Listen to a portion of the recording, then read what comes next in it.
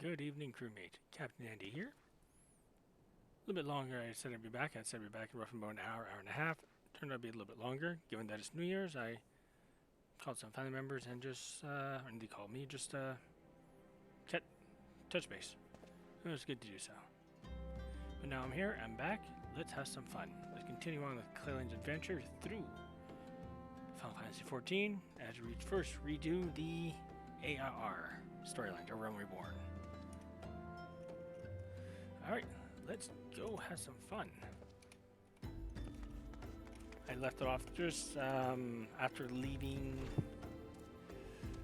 the Waking Sands. I think that we're going up towards Ifrit soon. I am Aston Bard, here to search for the missing folk, I take it. Minfield sent word that an adventure fitting your description would be along. She also warned us to be wary of the Amalja. It seems we know who the culprits are, at the very least. Now, I bear no official title at this camp, but the people here have come to look to me for leadership. You have my word, I'll do what I can to help see the victims safely returned. Yay! Let us get right to it then. Benfila named the Amalja culprits in all this. You would do well to investigate them first. Much harm has been levied on these lands by Amalja hands. The flames burn where they might, but their light cannot stay the darkness in all places at all times. There have been brutal murders of callers at the church of Saint Adama Landama, innocents wishing no more than to pay their respects to the dead. The foolish souls deserve a proper burial. I would cede to the deed before mongrels catch their scent, but I know not if the Amalja still linger. Would you secure the remains for me, friend? You'll find them on the eastern road. 12 willing, you may even learn something of what the Amalja seek in this area.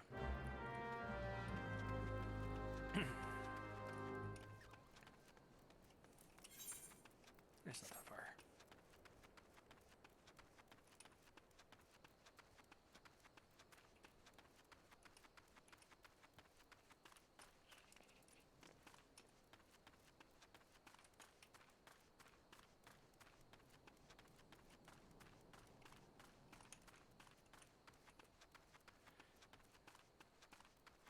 Alright, we're going to get to it. Had a great supper. I hope everyone's doing well in this new year. Hope everyone's having good tidings, good times. Ooh, some corpse right for the picking.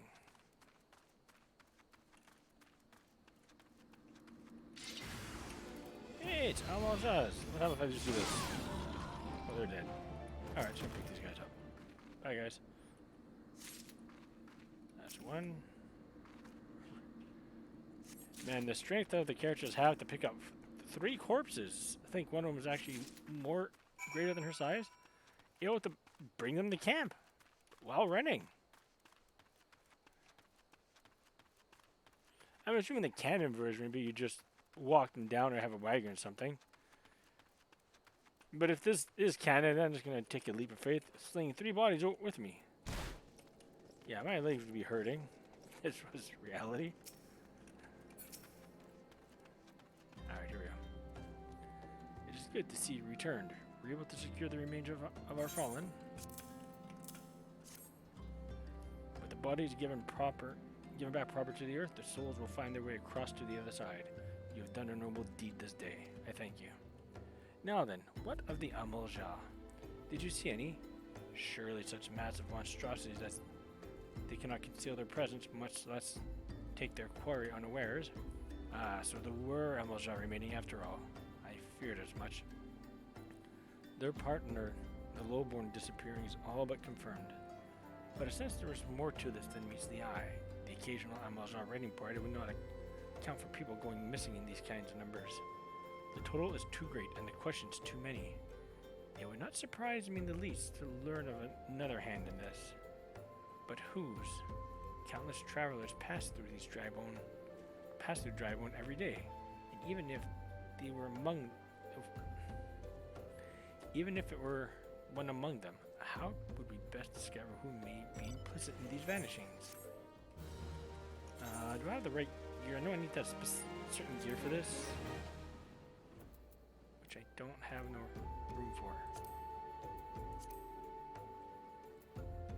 Alright, what's this? Nope.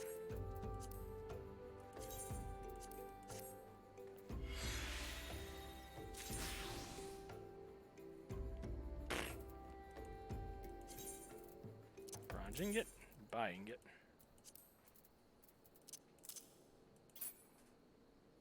Under the weight.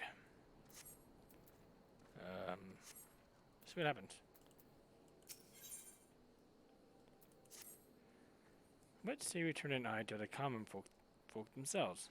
It may be among them that we find the reasons for their vanishings. 12 forbid it be so. There is a merchant by the name of Ungust, who was born here in Drybone and grew up in the Golden Bazaar. A rough character. But he knows the people here better than anyone else. I'd wager he's at the inn, quaffing away the day's earnings. Here, I'll write a note for him for you to show him. Else he's not like to speak to you.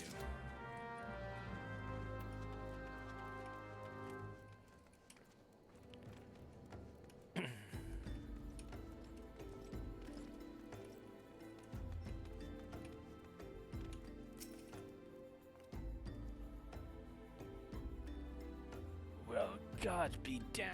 You're the bloody adventurer threatening me back in Little Duh. What in the seven hells do you want with me now? Yeah, I got a letter for you. Dear friend. Missing people, please help. Yours, Isambard.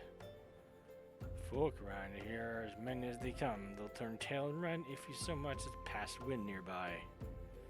Play them off for fools and coax some hard labor out of them, I did. If anything, they're even more timid than before, with all the disappearances. You can go talk to them yourself if you don't believe me.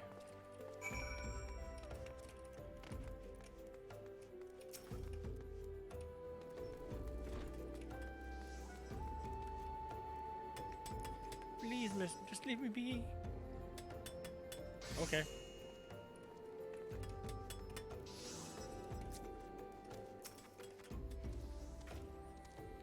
Nothing to say but this. Thal, take who or whatever's been feeding off us little folk.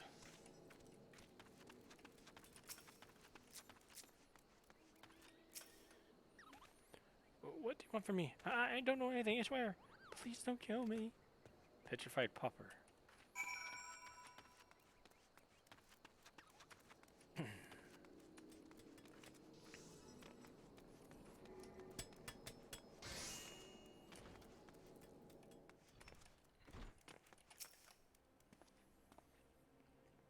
Just as I told you, wasn't it? The whole lot of them are terrified. There's a lot of talk about getting abducted, but if you ask me, they simply up and moved on to a better place. This place isn't exactly Costa del Sol, if you know what I'm saying.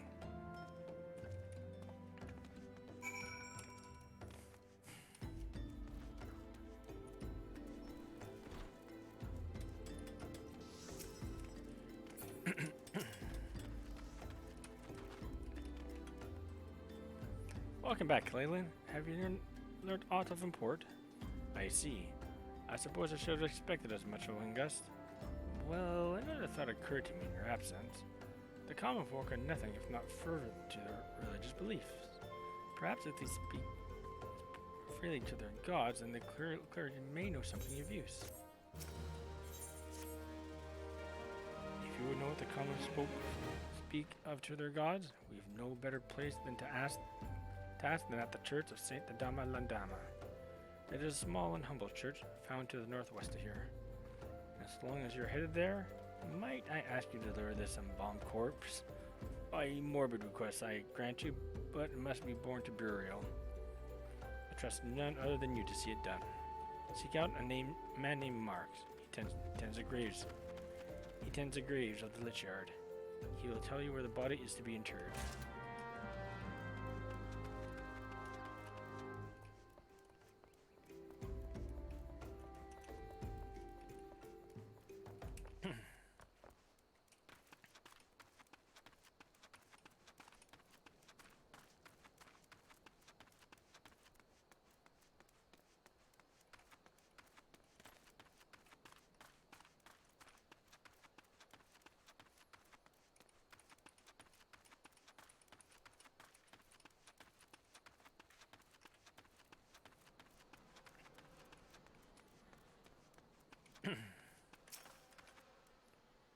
Rest in peace, dear uncle. Technically a cousin thrice removed, but who's counting?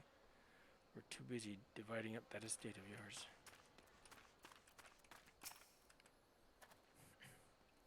I am Barks. Yes. A body? Of course. There have been many, so many bodies of late. I apologize, miss. If you seek a place of burial, then there is an empty grave atop the ridge. Take the path and lay him to rest there.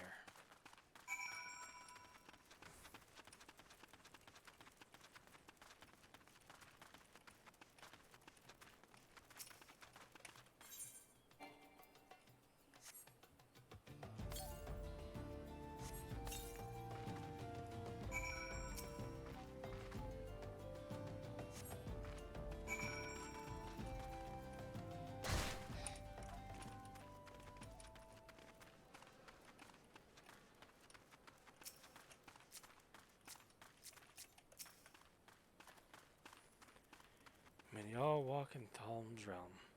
What? Missing people? I'm afraid I cannot help you. But maybe Sister Orson can. She has been kind to me. Everyone has been so kind. I don't know why, though. Pardon me. You will find Sister Orson within the church walls.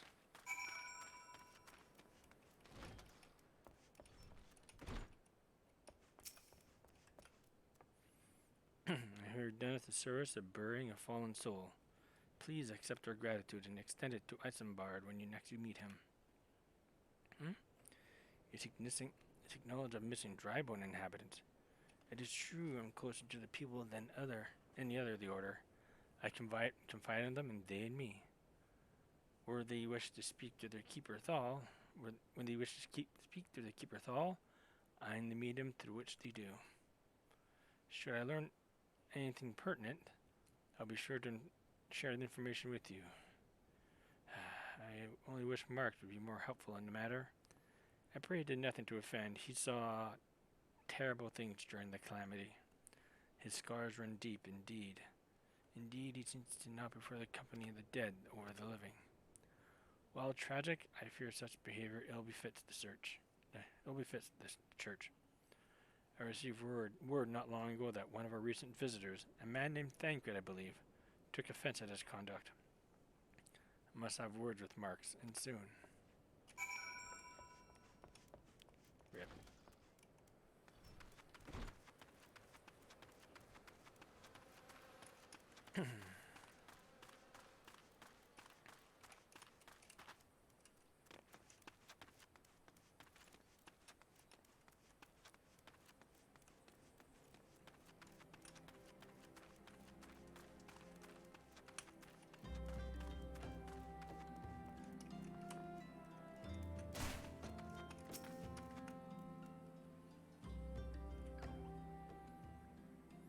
Thank you, Clalin. A burial is no easy thing, even when the departed is a stranger. We're able to learn naught of the missing common folk. You keep yourself rather busy, haven't you? Busy of late, haven't you, Clalin?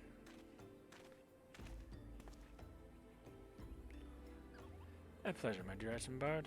The name is Thancred, and I share a passion with you and our mutual friend here for learning what has become of these missing persons and why. I, too, spoke with Ungust more times than I care to count. There seems to be some truth to this notion of the common folk speaking their secrets only to those in service to the gods. Prostration, prayer, penance, abject deeds done behind closed doors, away from prying eyes. Who better to take the pious unawares than she who takes confession? The good Sister Orson herself?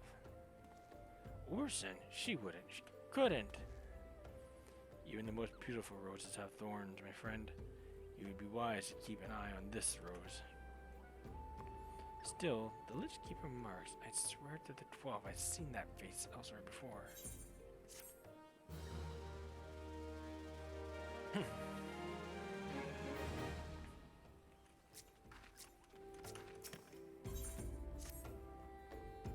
Sister Orson cannot be, though she is wont to travel to the Golden Bazaar on her own, and it's not uncommon to see her speaking to the children. But no, it cannot be she, could it? I grew weary of these suspicions. I know there is one child in particular in which she is fond of.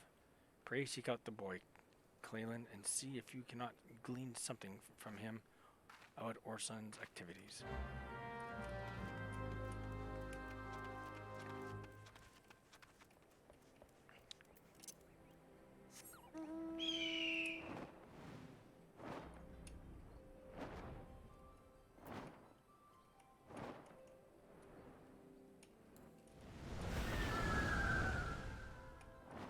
That was the road.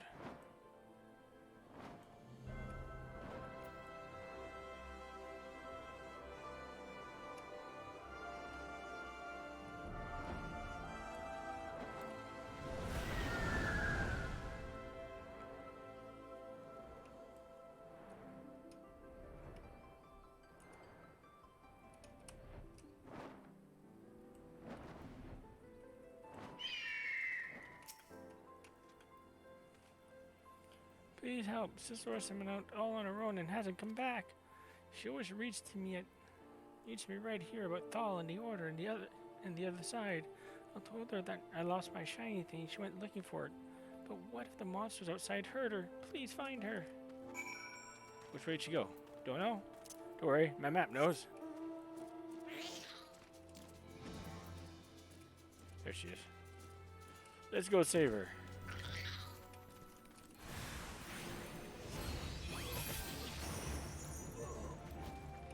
You're safe.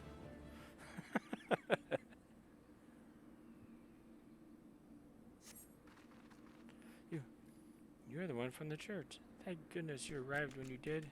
Seems my gratitude is yours yet again. You spoke with the child? Yes, well, I was able to find his lost trinket. It is a ring given by his mother before she passed. I'll see it safely back to him.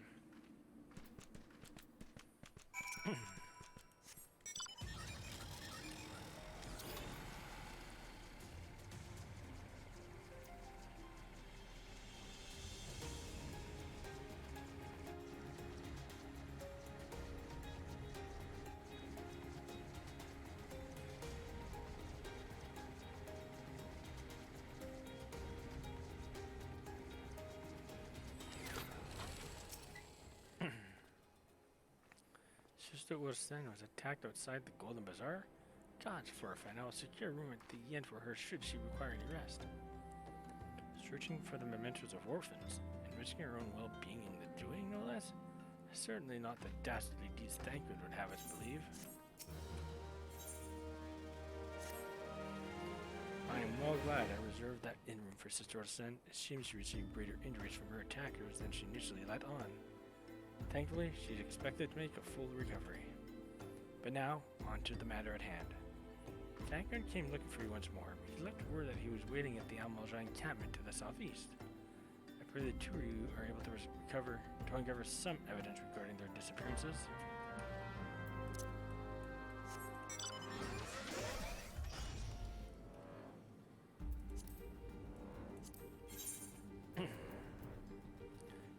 There it is, the weather gear I need. Oh.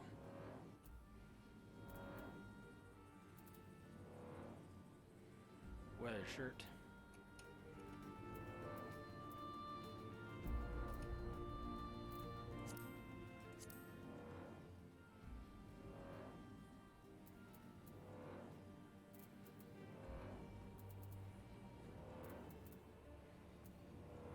Gathering, slops, pantalets, legacy.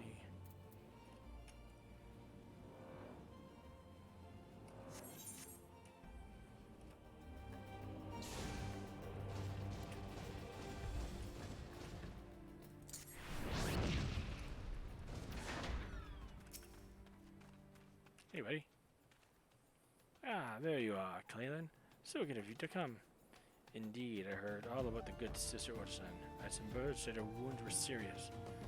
It seems my suspicions about the poor flower were misplaced. But false though they were, perhaps my suspicions were not entirely without merit. Whilst following Sister Orson near the Golden Bazaar, a band of Almalja caught my eye. Tracked them as far as this encampment, but well, let us say that I would much prefer to keep my distance and remain here. This, of course, brings me to why I requested you, dear Clalin. Would you be so kind to take a look inside? Uh-huh.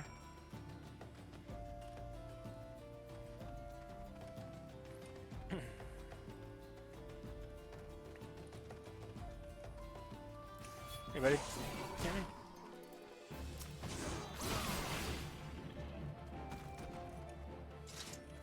I like how they just look at you.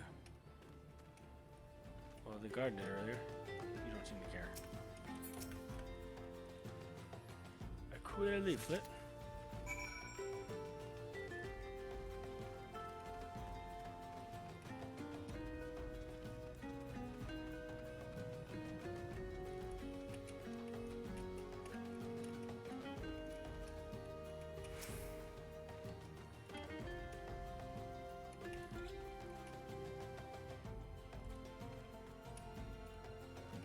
I think it was just a coincidence that I get to just looking at me. Hey, for those that are joining us, thank you for joining. Hope you're having a great time so far. Happy New Year's. If you were on the stream earlier, welcome back.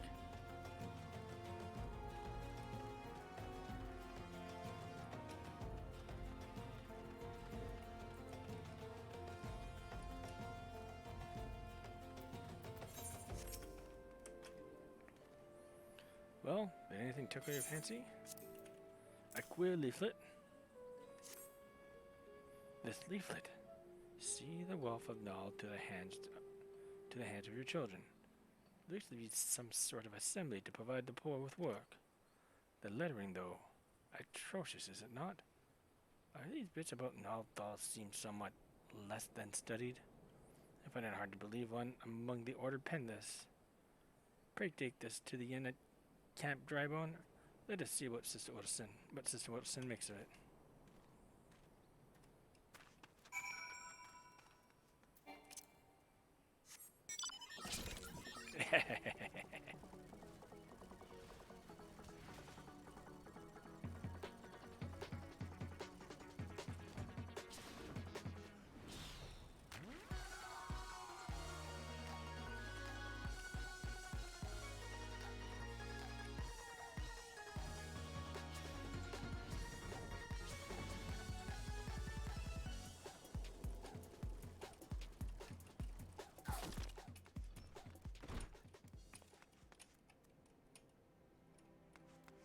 Here.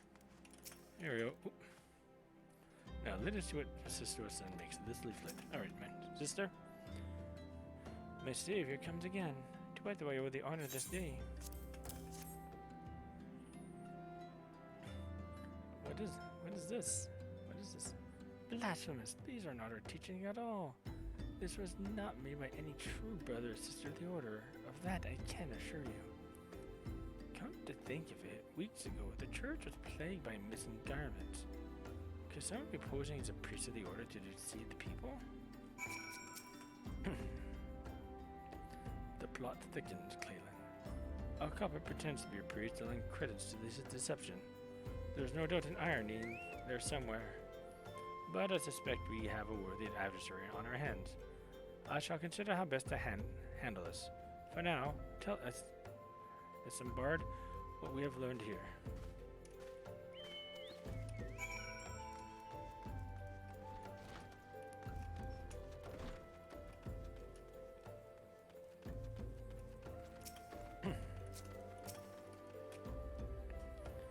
Posing as a priest? To think. These troubling notions aside, it is gratifying to finally be able to move this investigation forward. Thank you once again, Clalin. I shall keep my ears and eyes open, now, more than ever. Dressed to deceive.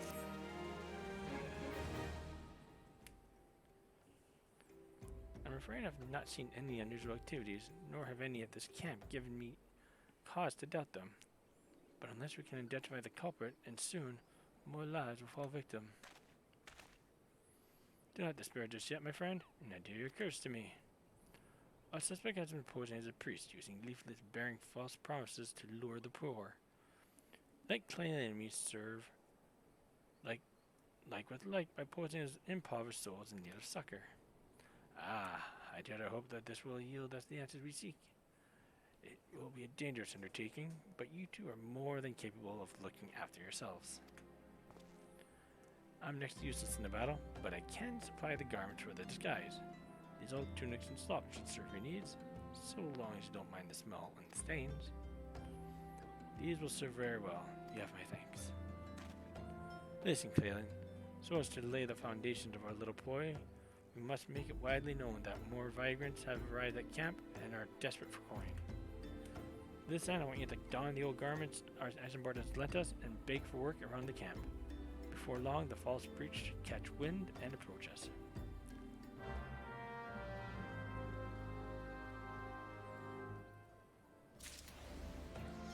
Alright, let's get new spare pants and shirt, which I'll probably discard later.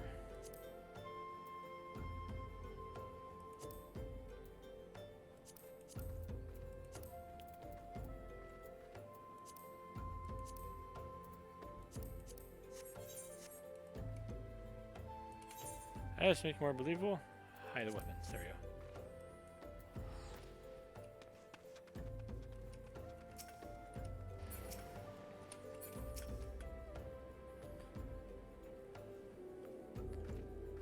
I preach the teachings of Azima, the warden. Hast thou come to partake of the honey of her wisdom? His wisdom? Azima is keeper of the sun and goddess of inquiry. All is laid bare beneath the light of her divine countenance. Open thy heart to this light, needy child, and thou shalt want for naught till the end of days.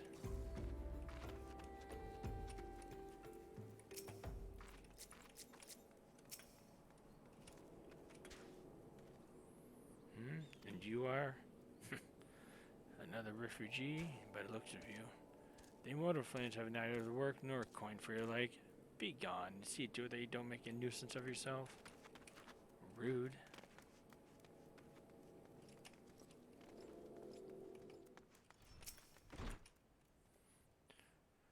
I was about to get to the good part. Looking for work, you say? Sorry, but we don't have any openings. Now get out of here so I can finish my story. Wow. So rude. People are so rude.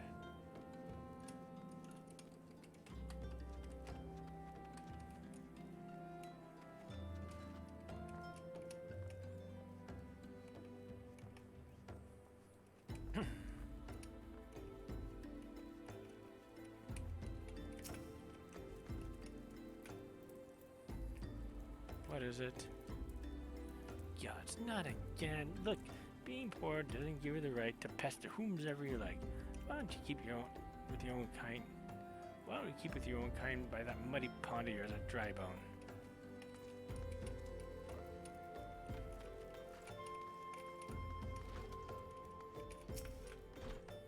Greetings, good madam. Is there aught I might assist you with? Oh, I don't believe there is.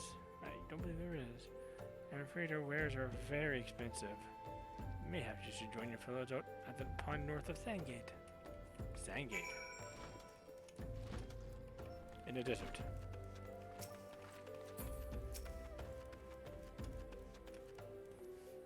You have quite a knack for bringing nuisance, Clalin. The camp is abuzz with talk of newly arrived vagrants.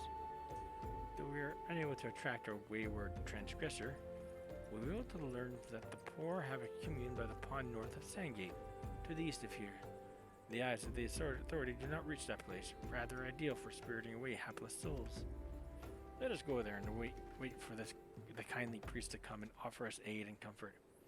Needless to say, you need to remain in disguise. Alright.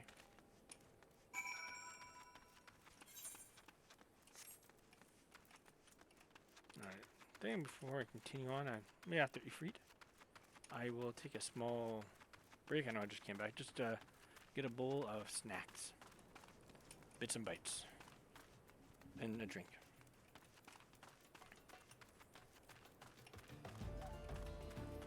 I would like to get done with chapter 2 if I can tonight. If not, then we'll get that done another night. Tomorrow I have my regular schedule. I'm gonna. I mentioned earlier I had a medical leave for some time and had to put a stop on many of my activities, which included martial arts I was partaking in when I'm going to return there tomorrow. I'm not going to go into it heavy just to give my body a chance to heal. However, just go there, stretch, say hi to the guys, and just to try and get my body back into it slowly, so I don't injure myself again. All right, a fine day for catching false priests, wouldn't you say?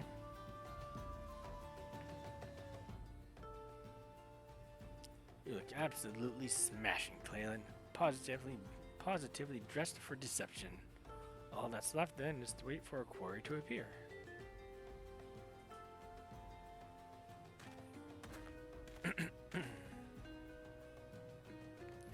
Oh, you poor unfortunate souls. This is no way for men to live, no way at all. Who are you? What do you want? Be at ease, child, for I mean you no harm. I am a priest of the Order of Nalthal, and come to offer you succor. This leaflet bears the teachings of Nald. Trust to them, and they will surely set you free from the shackles of penury.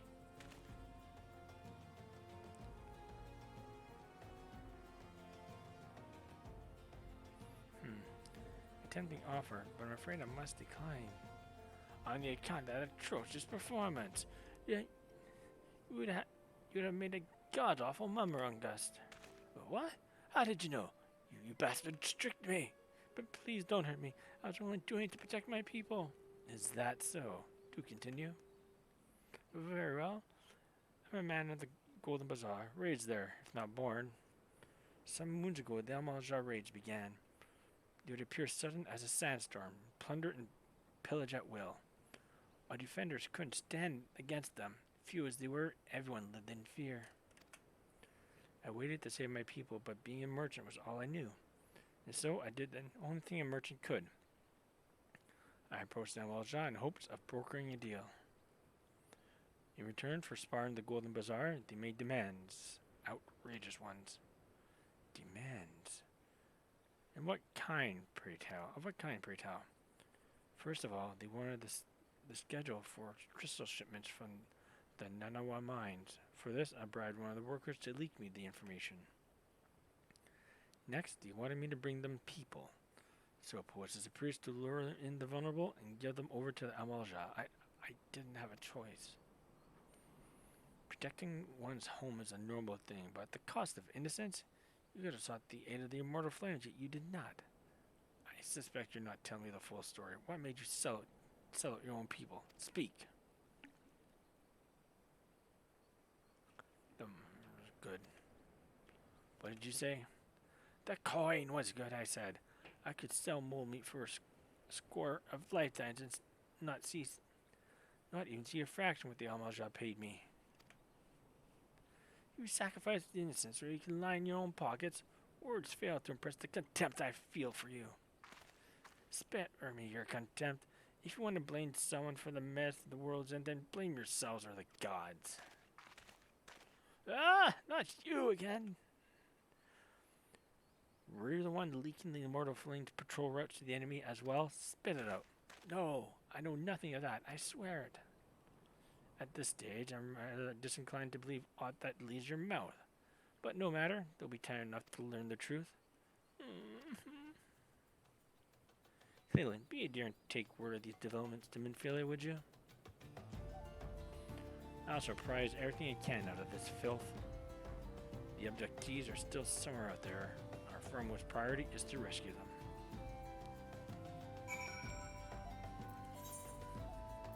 Yay, Waking Sands! Woo! Let's go! Everyone's favorite place to go.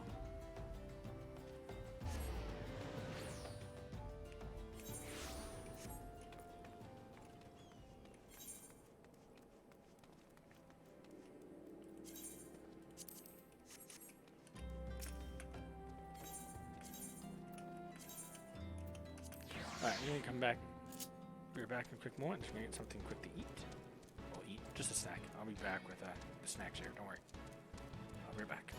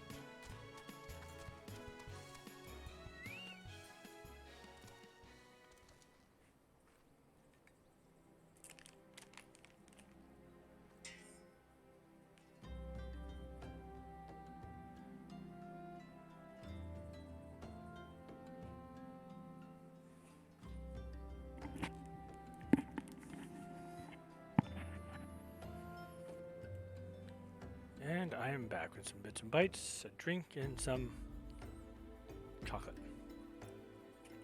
Chocolate for later.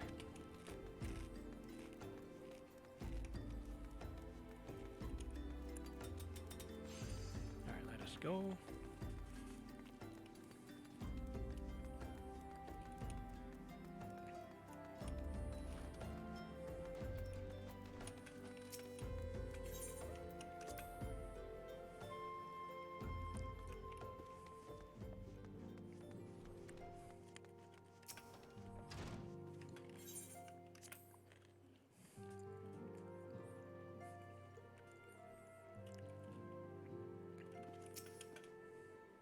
Welcome back, Clalin.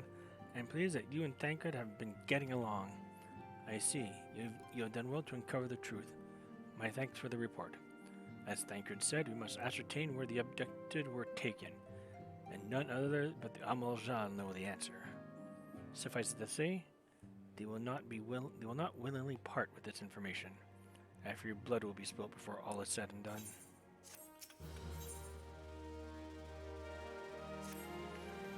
Though we seek a peaceful solution to the primal problem, you must needs be ready to fight for our cause, that you might take to the field suitably prepared. I would have you meet with a goblin acquaintance of mine. His name is Mutamix Bubblypots, and he is a scholar of no small repute. Mutamix is renowned for having introduced a revolutionary method of enhancing equipment to Eorzea. The knowledge to this method was once a closely guarded secret, but thanks to Mutamix and his students, it has now been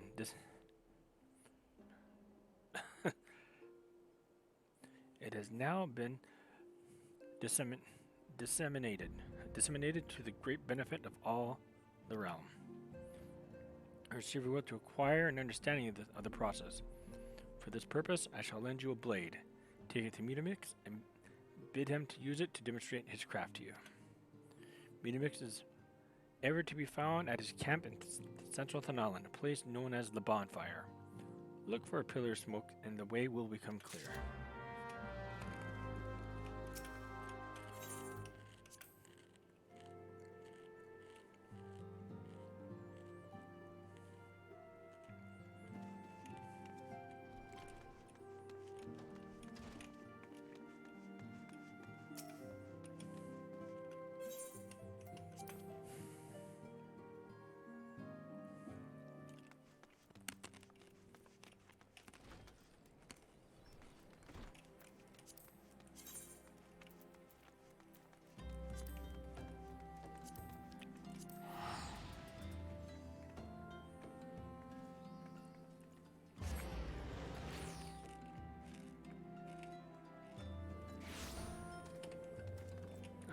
We go north. Puff of smoke. As I don't see the smokes. Where is the smoke? I'll just follow the map.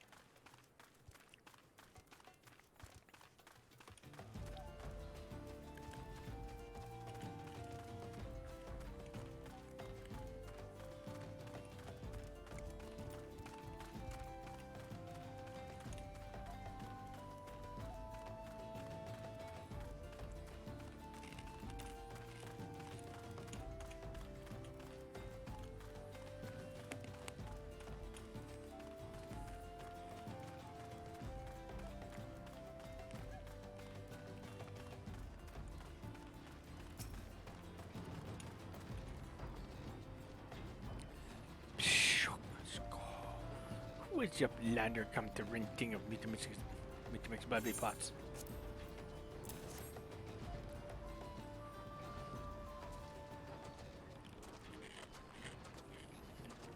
Fighty Tool drinks in airy south.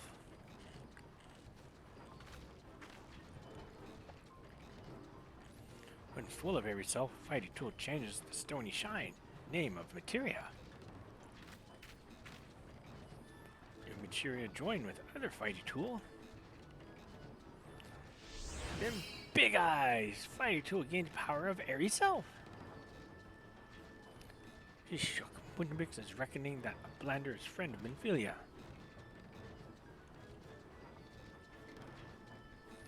Yes, tongue claps reaches ears of Mutamix with fastness.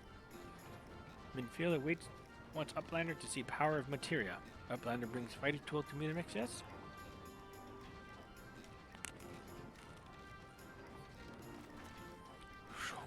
Fighting tool is unstrong as eating tool. Make good teachy show of power of materia.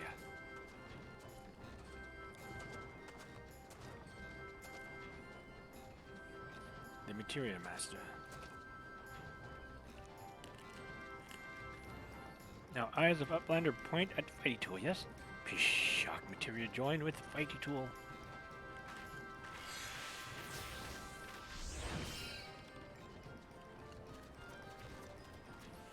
Fighting tool gains power of materia. Fighting tool reborn. Here, Uplander take fighting tool to Minfilia. Materia, strictly speaking, is a kind of crystal. It is created by drawing out the etheric constituents from a piece of equipment and then crystallizing them. Not just any old equipment will serve, mind you. It must have sufficient spirit bond.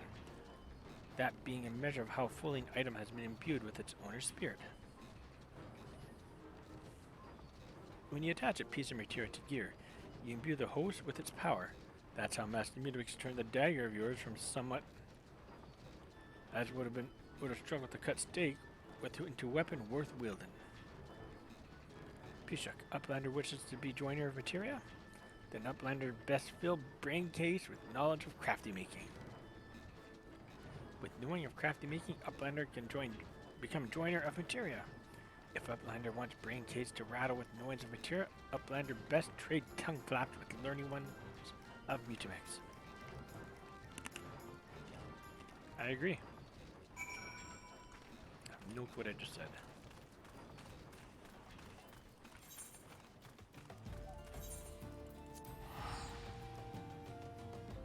Pray make for the waking sands.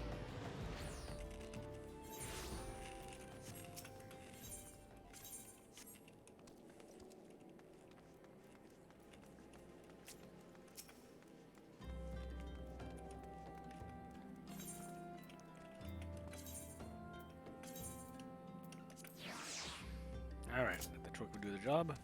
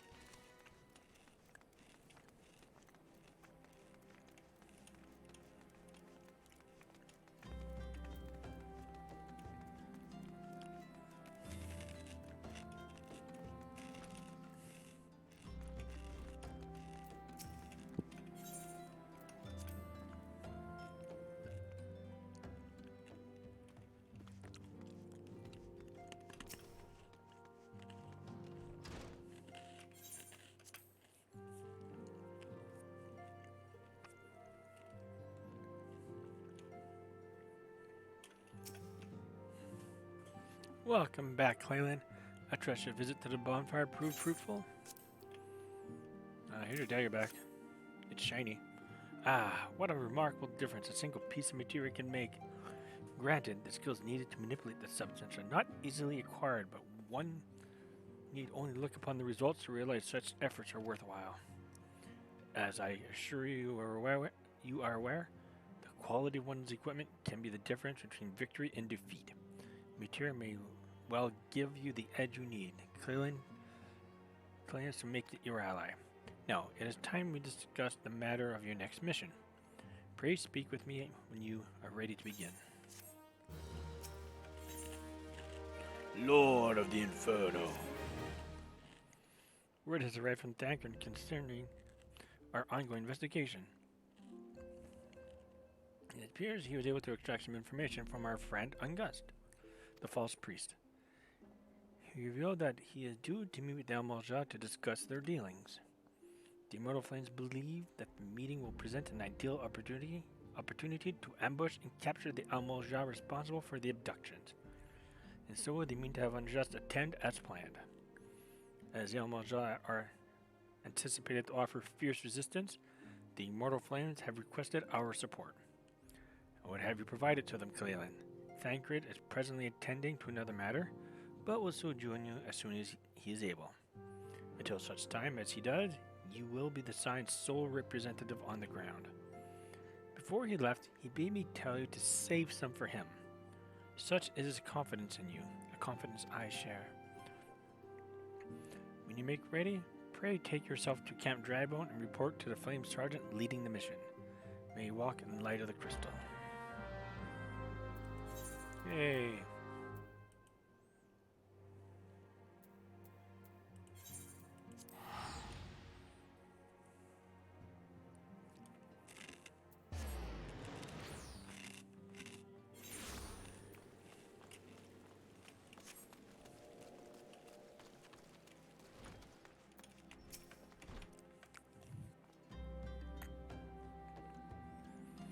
Ah, you're Clalin Sraff of the Scions. My thanks for coming, friend. We're stronger for your assistance. Allow me to brief you on our mission. Our objective is to capture Almalja and pry from them the whereabouts of the abductees. The lizardmen aren't aware that their man Unjust has been exposed. When they come to the rendezvous point to meet the traitor, we'll spring the trap.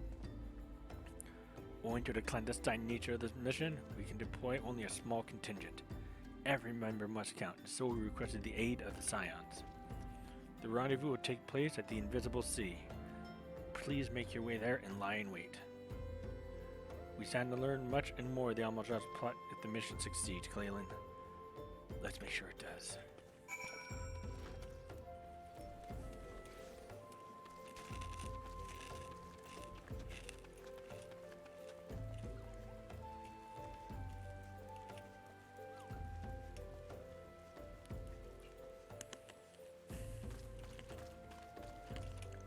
Wait, before I go, I understand we're going to be fighting Ifrit soon. What job should I go in there as? I hope this lets me keep this so I can keep my portrait. Alright, let's go to Wheel of Names. I have the job names listed there. So let's just quickly switch this to here.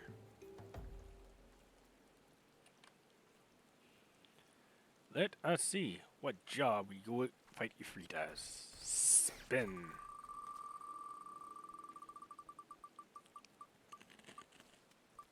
Ooh, that's interesting.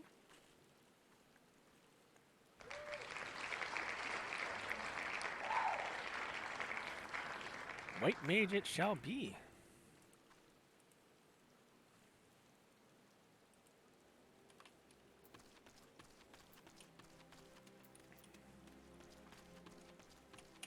Switch the job here so I don't have to worry about the thing later.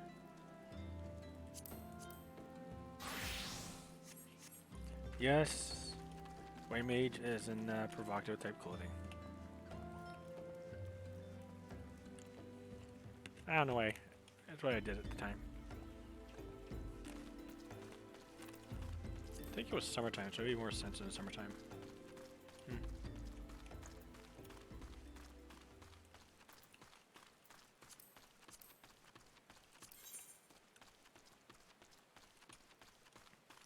Oh dear.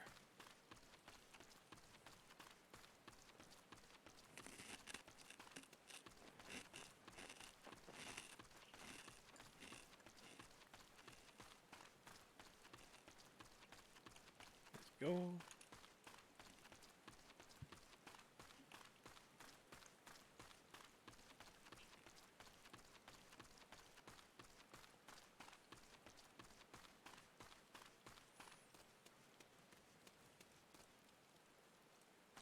This way? Yes.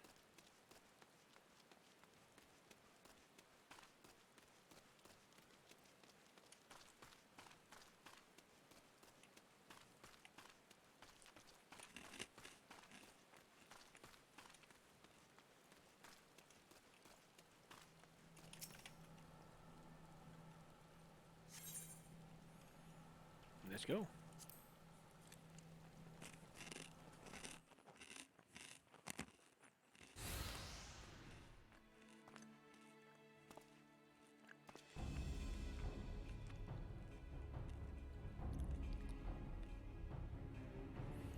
Is the bait in place? A man is in position, sir. Good. We can make our move as soon as the animals show up here. Yes, sir.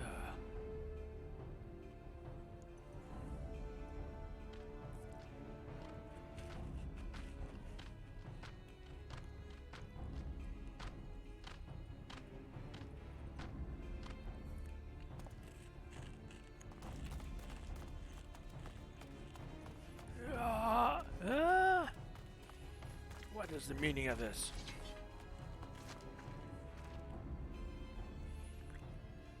Wait, something's amiss. There's more of them. And more of them.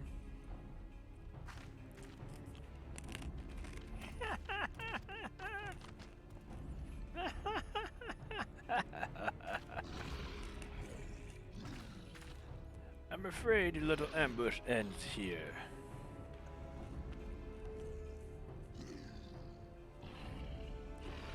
I eluded the immortal flames clutches for moons before finally getting caught. Did you not wonder how I managed it? It's almost as if someone was feeding him information from the inside. Your every movement was known to me ahead of time. Now, as much as I'd like to chat a while, I have appointments to keep. They're all yours. Bye.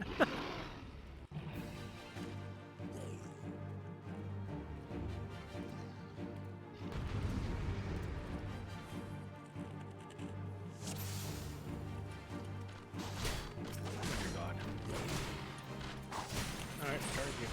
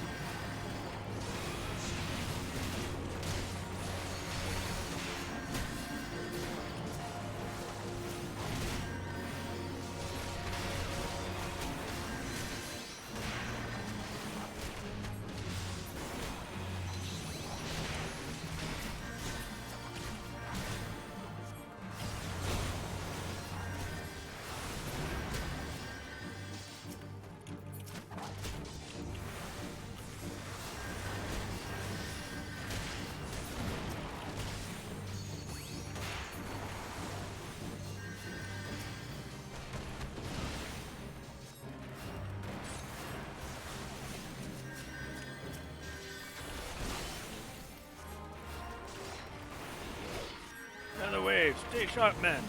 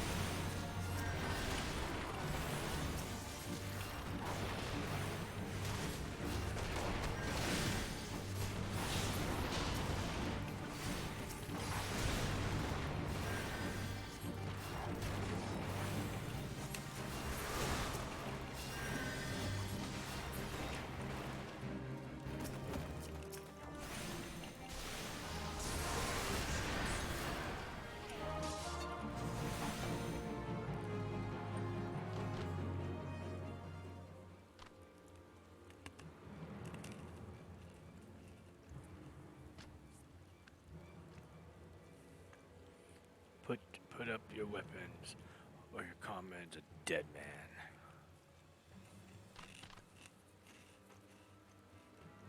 Behind you!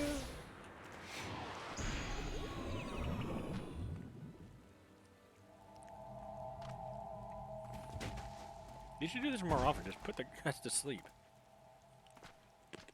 Bring her. The rest of you, march. Traitorous scum.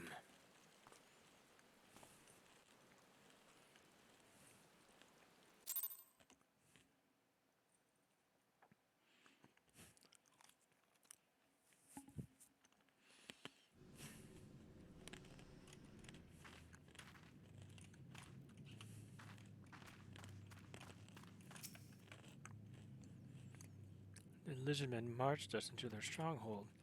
They're preparing for something, and I, for one, do not want to be around when they finish. They're gonna kill us, aren't they? Gods, I don't want to die. I don't want to go home.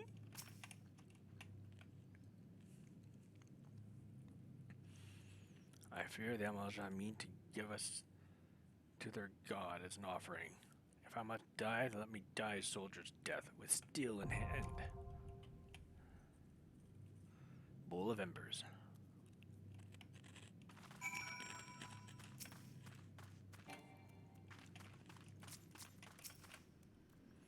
Rejoice, heathens, for your worthless lives shall soon have meaning.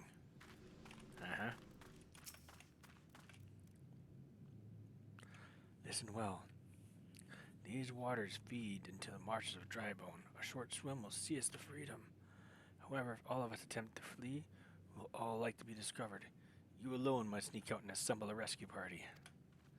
Once you have one free, seek out our comrade stationed at Drybone. He will show you the way back here. May the 12 speed your way. No. Let's just go and get this done. I have to heal. Heal 1, heal... I can do cure 1, this, that, raise. Alright. Other players. Clear. Bowl of Embers. Join. And stalk you.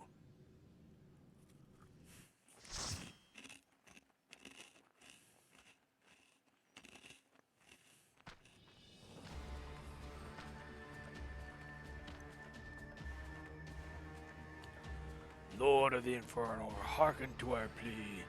Lord of the Infernal, deliver us from our misery. O almighty Ifrit, Lord of the Infernal, your humble servants beseech you, grace us with your divine presence.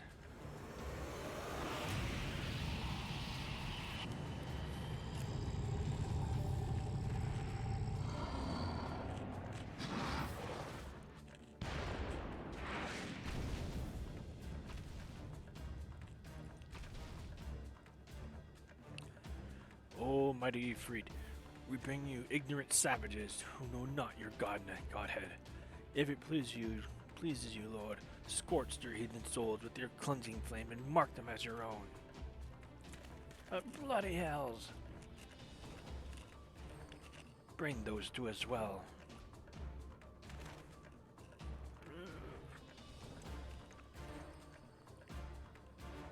What's going on? This isn't what we agreed. None but servants of Lord Ifrit may behold the rite of summoning. The souls of unbelievers are forfeit. Oh, spare me, I beg you. Pitiful children of man, by my breath I claim you. Arise once more as my loyal minions. Feed my flames with your faith, and all who stand against us shall burn.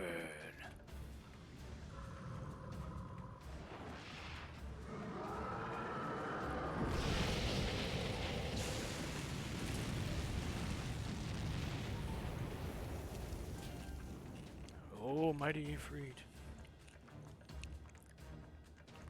my one true God.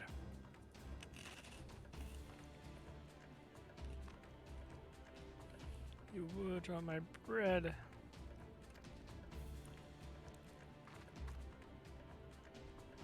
Impossible. But what sorcery do you resist my master's will?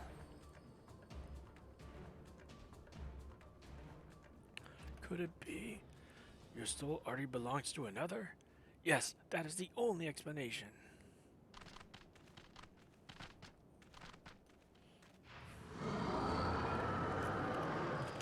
He needs to brush his teeth. You're freed. Forsooth, thy frail mortal frame can serve as vessel.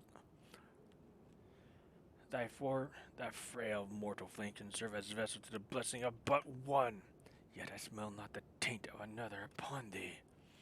The truth of thine allegiance waxeth clear. Thou art of the godless blessed number. The paragons warned of thine abhorrent kind. Thine existence is not to be suffered.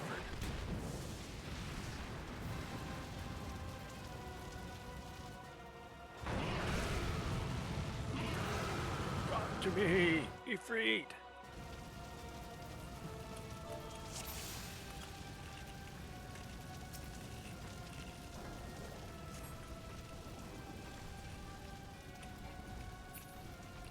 I guess I get no,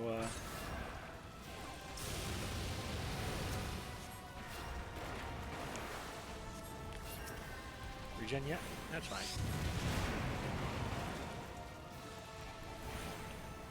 You get Medica though.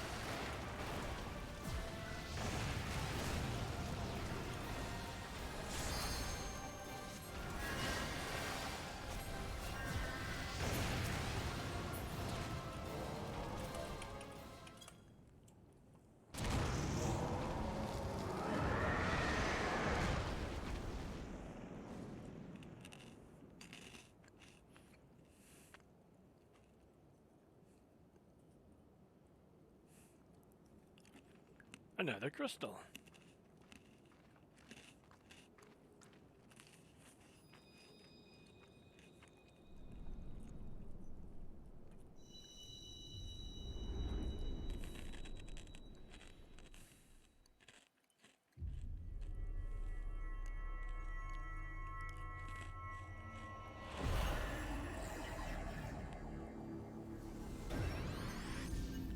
I already have one. There's the other one. Number two. A fire.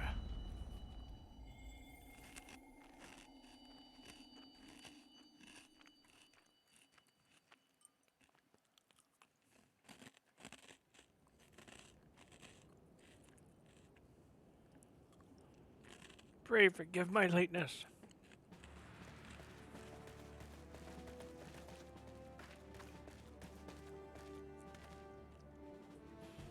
Our delay by congregation of Almazah zealots. I swear each seemed more evangelical than the last. Persistent lot. He did. He did. Whew.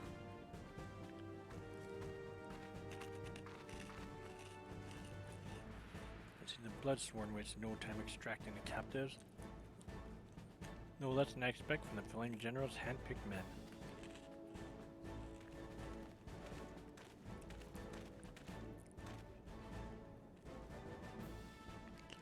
That's for those two. It is fair to say their hardships have only just begun. You have much to answer for. I feel I owe you an apology, Clalin. Had I known this mission would prove so dangerous, I would never have left you to face it alone. You have been given a veritable baptism of fire. Well, let us continue this conversation in more agreeable surrounds. Current dry bone, shall we say? This way, sir.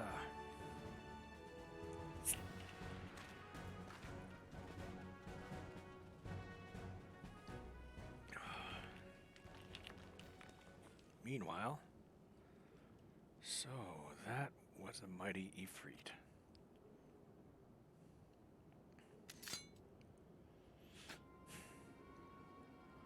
And what a disappointment he was. The readings are nowhere near what I had anticipated, even taking Ul'dan interference into account.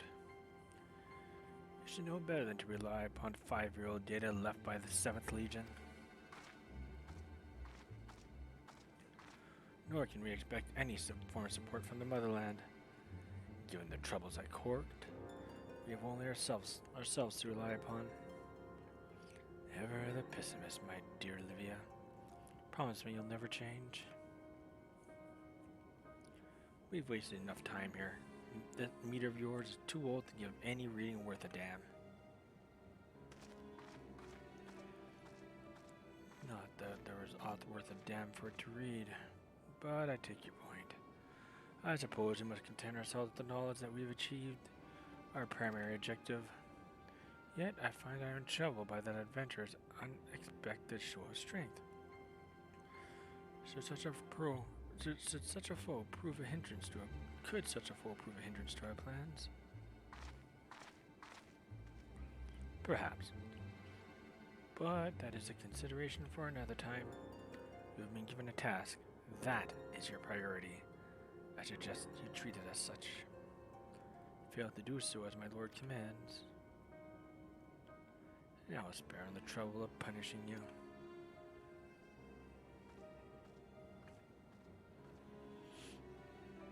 With allies like that, beware woman in love.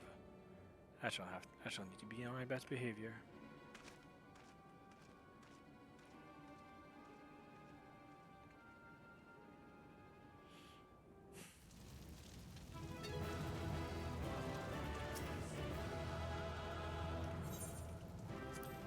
Hey, 3 comms! God damn.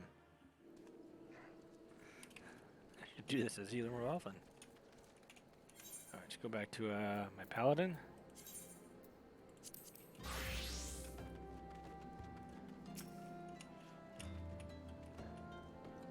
Ah, there you are, Clalin. Come, rest a while. You have no better opportunity. After witnessing their god's ignominious defeat, the Almajal will be less inclined to risk our wrath. For a time at least. Now, where were we? Ah, yes. I was in the process of apologizing. I do hope you can forgive me. I arrived too late to be of any use to you or the abductees. They may be whole of body, but the same cannot be said of their minds. For once a man is tempered. But it ill suits me to dwell on the negatives. Amidst all our misfortunes, there is still reason to rejoice. Ifrit is slain, and by your hand, no less. That is the deed of no ordinary individual. Not that I've ever thought you were ordinary. On the contrary, I've long suspected that you had the potential to shape the fate of this realm. What can I say? My fine eye for talent remains undimmed. Winfield will be proud beyond all reckoning when she hears of our deeds. I trust you shan't object to my bearing the tidings to her. That way I can claim to have contributed something to the mission. You, meanwhile, have earned yourself a rest. Take time to relax and return to the Waking Sands when you're good and ready. We can discuss matters in more detail then. Just don't take too long, will you? The realm's problems won't solve themselves.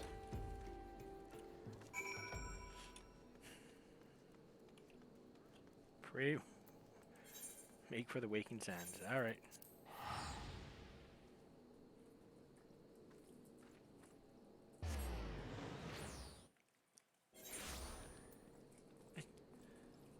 treats. Alright, let's begin our voyage by Chocobo again.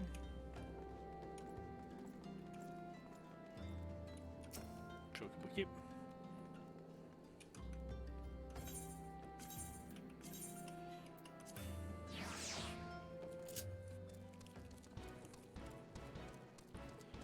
Alright, so we're gonna go back to Vester Bay. Man, that choke. I'm curious how much that Chocobo Keep made money back in the day when this was the only way to get there, either by walking or by taking Chocobo.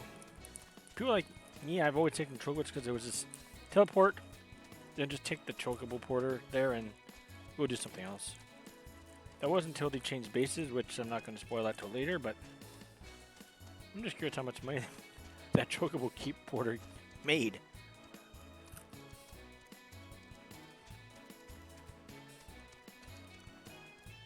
For trips to Vesper Bay.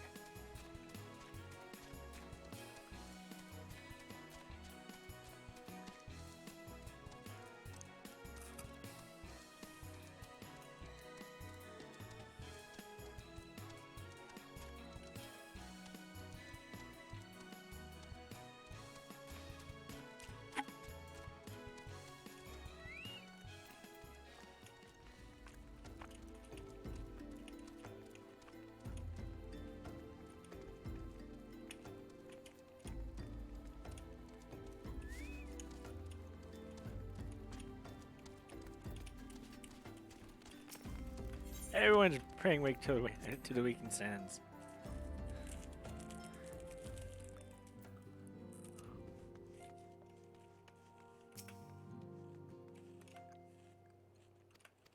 Same as before with you.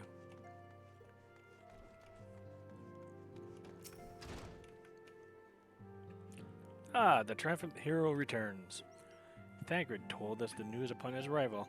He's presently in the Solar, giving a full report to Lady Minfilia. You should join them at once. Lady Minfilia is most eager to see you. Oops.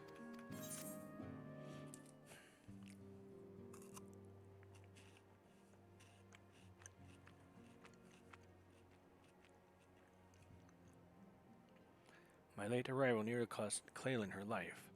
I wasn't there when the Amalja took her prisoner. And I wasn't there when they served her to be freed. Yes, by some miracle she survived. But that does not excuse the fact that she should never have had to face such dangers alone. I failed her utterly. Just as I'm failing you all. What's done is done, Thancred. You can ill blame yourself for every...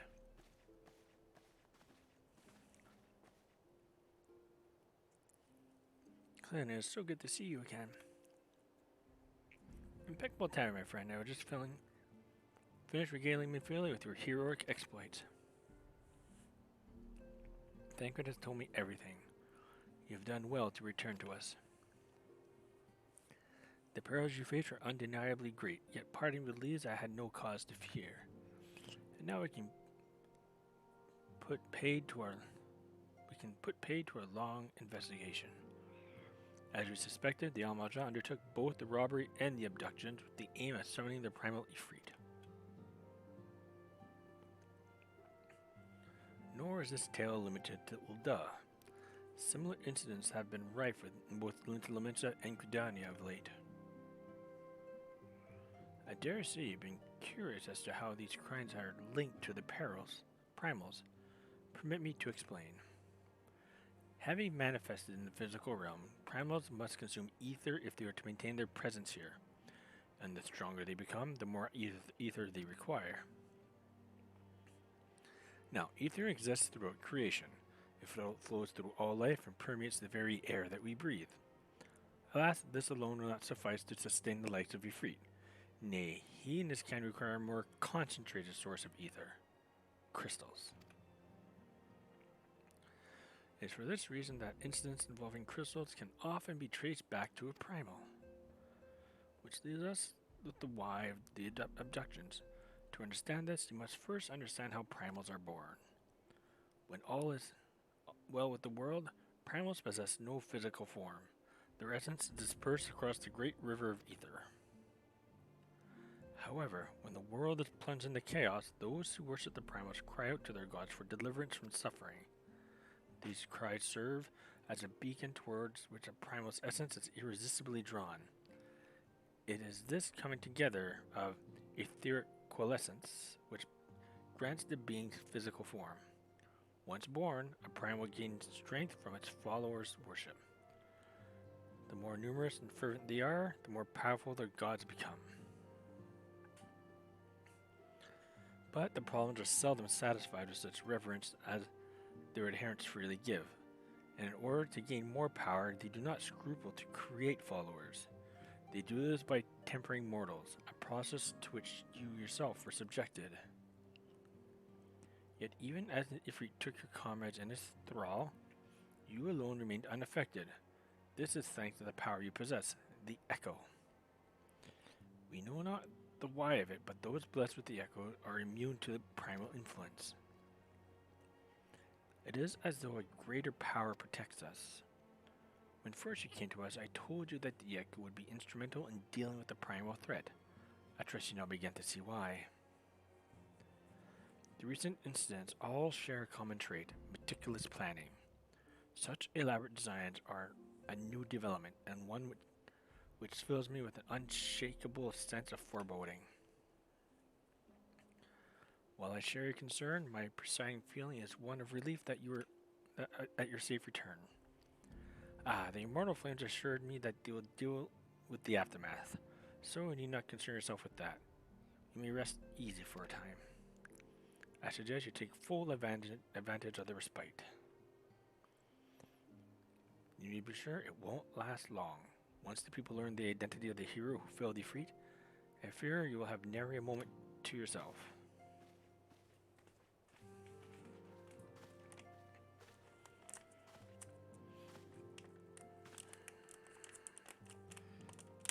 Whether she intended to or no, I'm feeling neglected to tell you something I think it would be best you heard from one of us.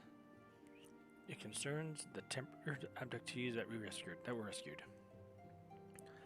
I am sorry to report that they are all to be put to death. The flames with whom you were imprisoned included. Needless to say, this information must not be known to the public. I swear to you that we would not do this if there were any other recourse. Once a man is tempered, he's tempered for life.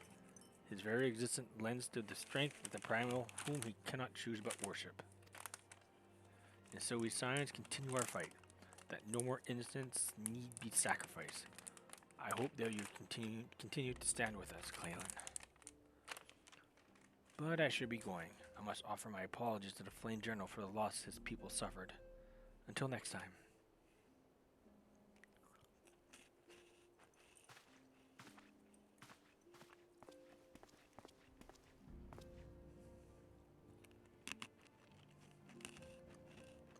Gods forgive me.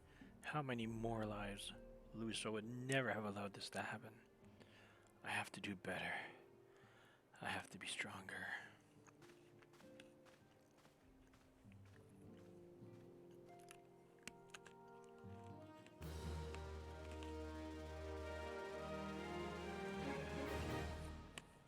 Alright, next quest.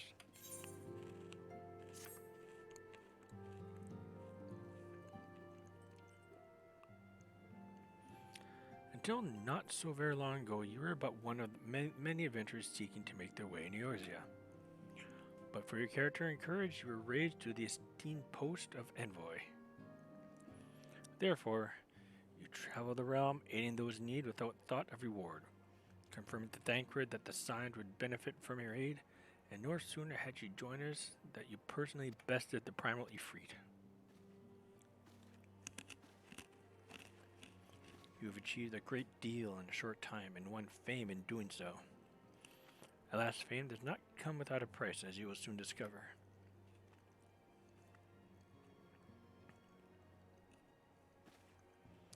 We have guests, Clalin, or rather, you have guests. Beg pardons.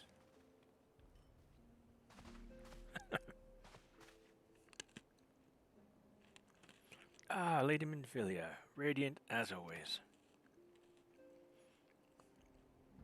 I was going to understand that the Scions of the Seventh Dawn have but recently welcomed a new hero into their midst. I am here on behalf of the Maelstrom Grand Company of Limsa to offer said hero a place of honor within our ranks.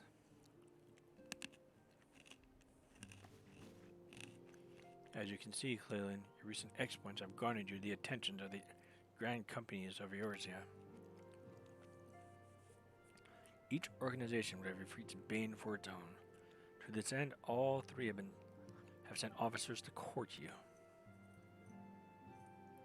They would not ordinarily go to such lengths to enlist a new recruit. That they have is evident of their high regard for you. I found myself wondering how word of Clalin's deeds spread so quickly. That the immortal flame should know of her triumph is to be expected, but what are the other grand companies?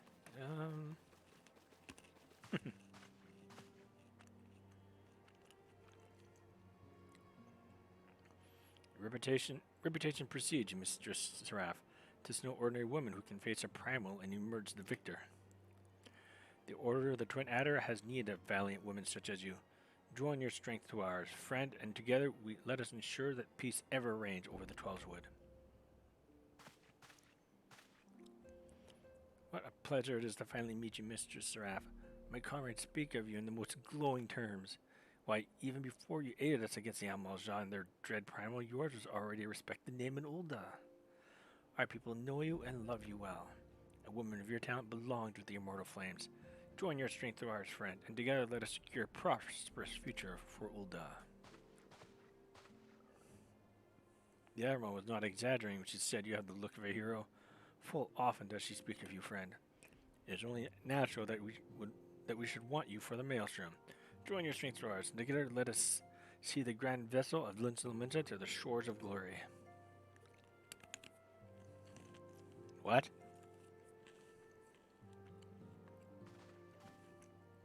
Lady Minfilia. Very well. Though I'm quite sure you need no reminding, mayhap a brief summary of the situation would help to clarify your thoughts on the matter. As you know, the Grand Companies are all-encompassing organizations empowered to call upon the martial, economic, and technological resources of the respective city-states in times of strife.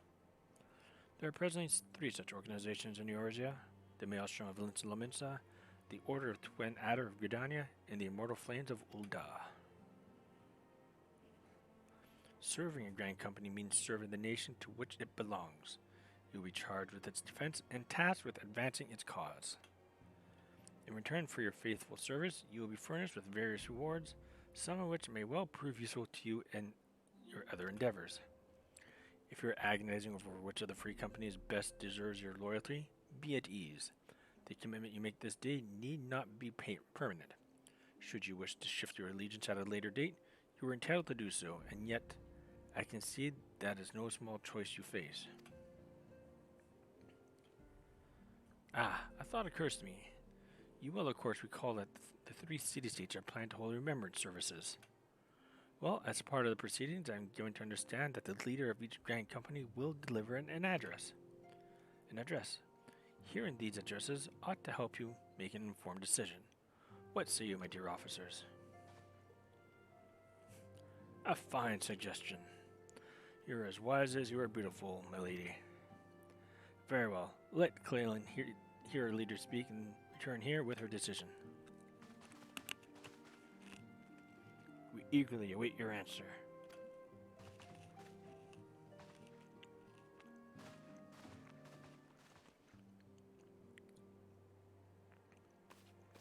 She looks tired. I know full well that adventurers are by their nature a liberty-loving breed, and not best suited for the discipline of martial military service, but I strongly urge you to join a Grand Company nonetheless. But the promise of reward, while the promise of reward is enticing in itself, it is not the only benefit. You are possessed of a great power, Clalin, and with it, you are capable of doing untold good. Yet know that great power is wont to attract attention, not all of it friendly. There will be those who wish you ill, and thus needs to be on the lookout for them. Yet, however vigilant you are but one woman. In the midst of a grand company, however, you will be one woman amongst many, a friend amongst friends. Your achievements will be shared, and so will the danger. I can think of no better arrangement. Of course, joining one organization need not mean leaving another. Hope we can continue to rely upon your aid. The 12 know that we will need of it in the days ahead.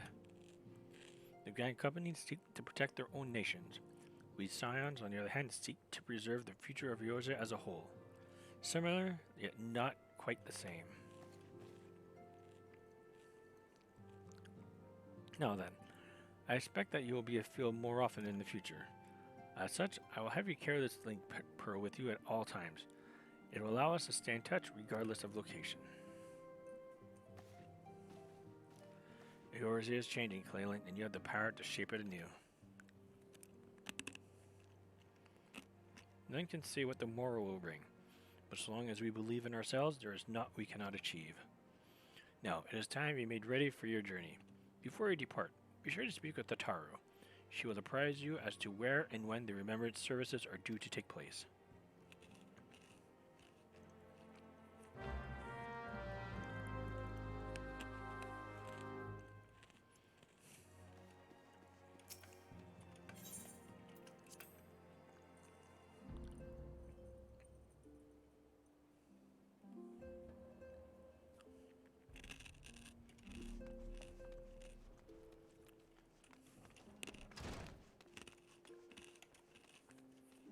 And their guns, or maybe something else they're gonna say? Maybe.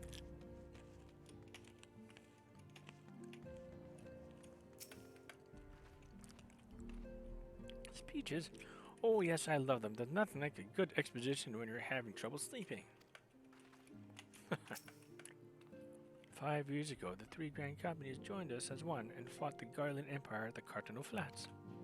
And now, for the first time, the people gathered to remember those who fell in the battle.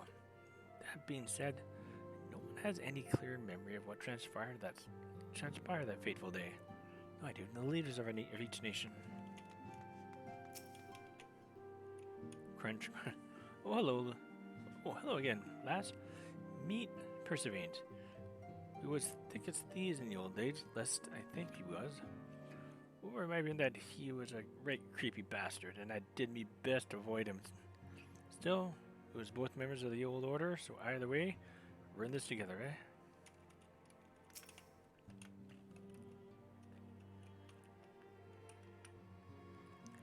You put us all to shame with recent performance in the field. If I'm to keep up, I dare say I'll need bigger knives.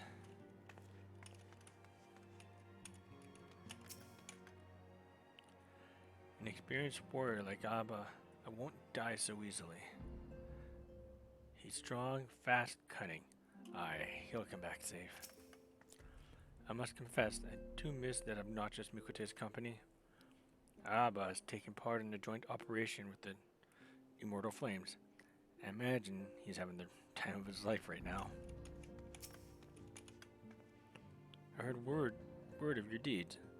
I'm aspiring in my praise, so know that you have truly impressed me. Be that as may, it is fortunate that Thancred arrived when he did. Had it been but a moment later, I shudder to think what may have transpired. The destruction that visited this land cannot be attributed to the forces of the Empire alone. Worm of midnight, a breath infernal. For some, a legend made flesh. For others, an insidious symbol of memory loss. We grasp but a piece of this puzzle. Much and more must we question and contemplate ere the fallen moon revealeth its myriad secrets. Alright, let's go. Let's go meet with Tataru.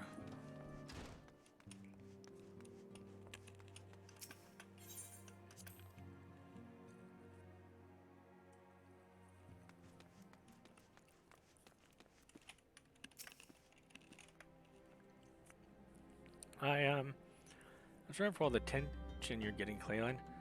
I might have sung your praises a little too loudly and often to a few too many people. Next time, I'll be sure to hold my tongue, literally if necessary. Anyway, I expect you know where and when the remembrance ceremonies are taking place. I expect you want to know. Oops. If all goes to plan, Redania's Grand Company, the Order of the Twin Adder, will first hold the first of the three services. An Elder Seedsteer Khan Isana will deliver her address at Miketo's Amphitheater. I should probably mention at this point that due to the organizational challenges involved in assembling all the involved parties, it is possible that the order of the services might change. Still, there's not much we can do about that. So make Gridania your first port of call. Next, you'll need to go to Ul'dah, where Flame General Bon Alden will be addressing the masses at the Royal Promenade. Oh, and it's rumored that there's going to be a special guest. How exciting! Last but not least, you must make your way to the stateroom in Lominsa, where Maelstrom Chief Admiral Merlin Bluefwin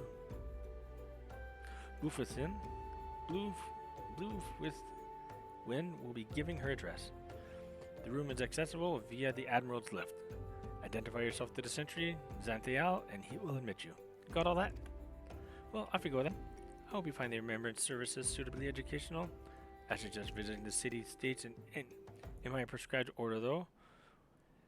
Though with your record of impeccable timing and luck, the schedule may well change in favor of your preferred travel plans. Farewell. Yeah, fine, we'll go to Gridania.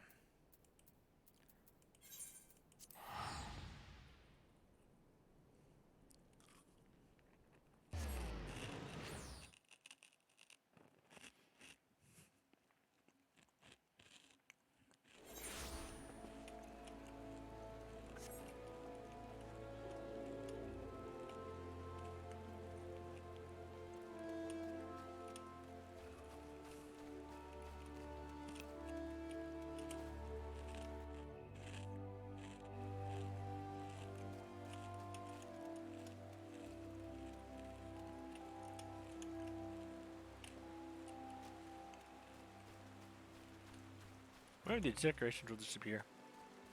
Or if they'll stay. They're probably going to disappear though.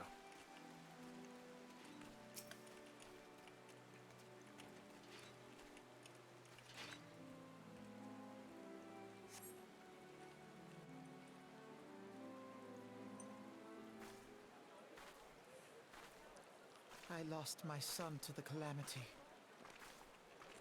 The three Seedseers are all together. Some say you couldn't take a step without stumbling over a body.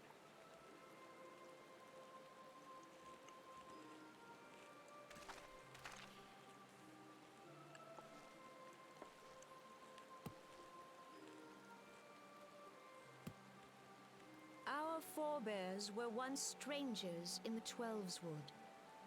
Fearful of the Green Wrath, they hid themselves in the dark recesses of the earth. Yet they dreamed of basking in the dappled sunlight of the forest. Through great effort, they proved their worth to the elementals, and were granted a place beneath the boughs.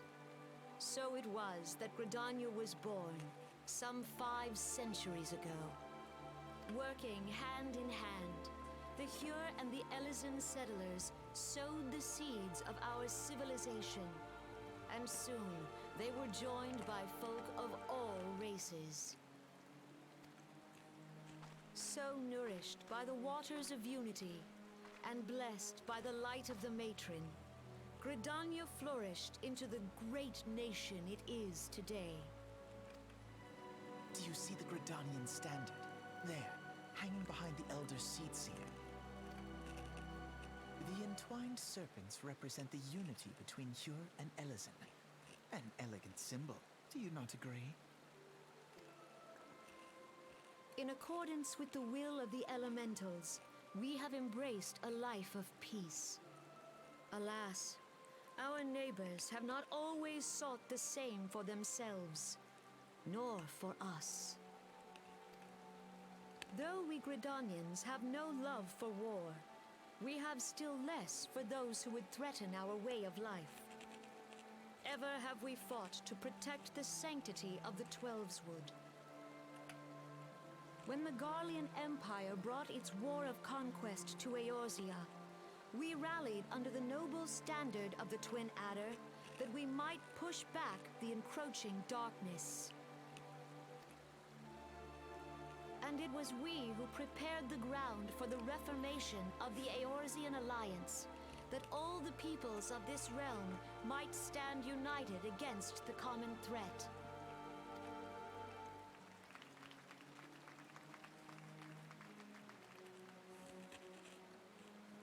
Years ago, the Alliance met the armies of the Empire upon the fields of Cartano. Armies? There's only the 7th Legion. It would prove the bloodiest battle in recent memory. Countless Gridanian lives were lost. As Supreme Commander of the Order of the Twin Adder, ever shall I bear the weight of our people's sacrifice. Alas, their loss was not the only tragedy to befall us that day, for soon came the calamity.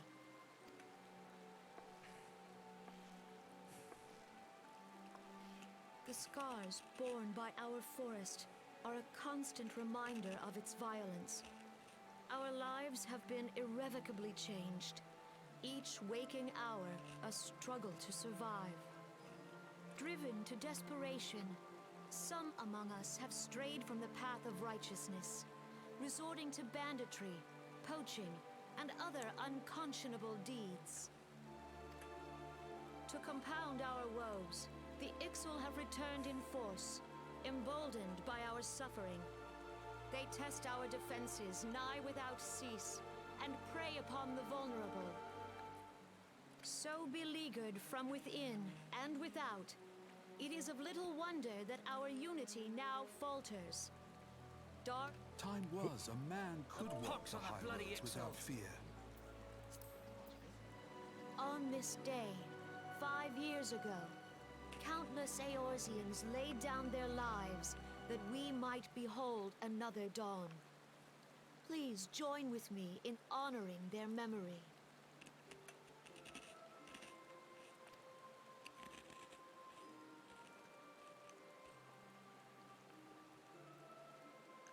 And how do you propose to honor the memory of those you cannot remember, pray tell?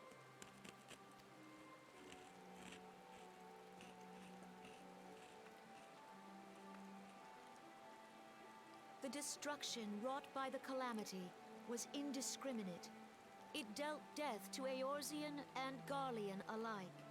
Yet while we have labored to rebuild our homes, to rebuild our lives, the Empire has set about raising steel fortresses here in the Twelveswood. Let none be mistaken. The Garleans remain the greatest threat to our survival. If we are to stand against them, we must remember what it is to be united. Our many troubles blind us to the woes of our fellow man. Thence is harmony lost. Yet harmony is the founding principle of Gridania. We are gathered here to honor the fallen. Let them be honored not only in word and thought, but through concerted action. I bid you join hands with me once more beneath the Twin Adder standard. And together, let us heal the forest's wounds, that our progeny might live in harmony beneath these ancient boughs. For serenity, purity, and sanctity. We must think of the children. Woods will be done. It's up to us to Think of the attack forest children. elementals.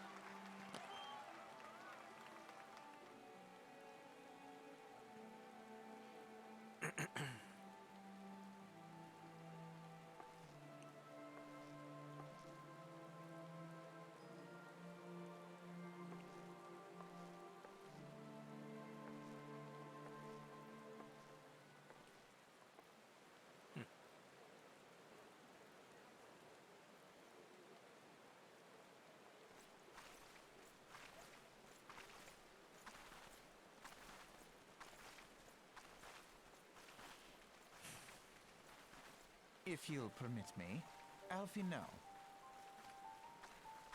and my sister, Alize, at your service.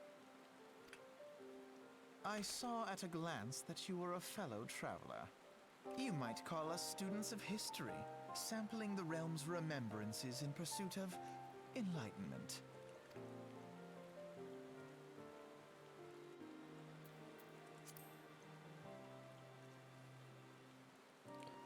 The Gridanians are unfortunate enough to have contend with the two beast tribes.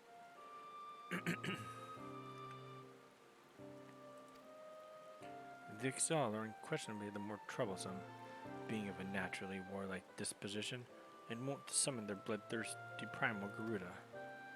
The Cells, by contrast, are peaceful in nature, being mischievous rather than malevolent, and long have been on friendly terms with the Gridanians, until recently, at least. At last, they have grown aloof. I changed observed at roughly the time they summoned the primal Ramu. The Gridanians have no love for war, and they consider open conflict the last resort.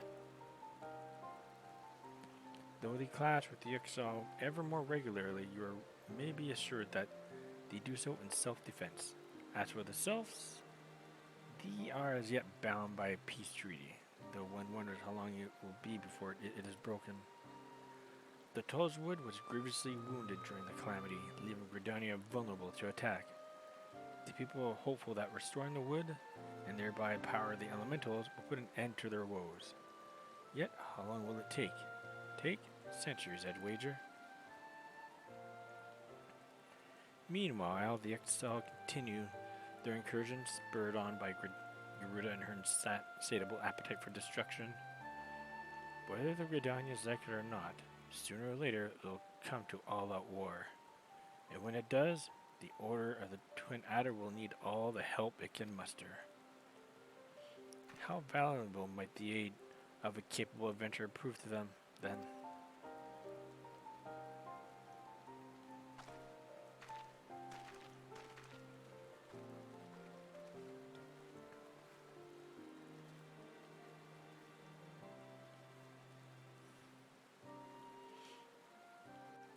Next, Ulda.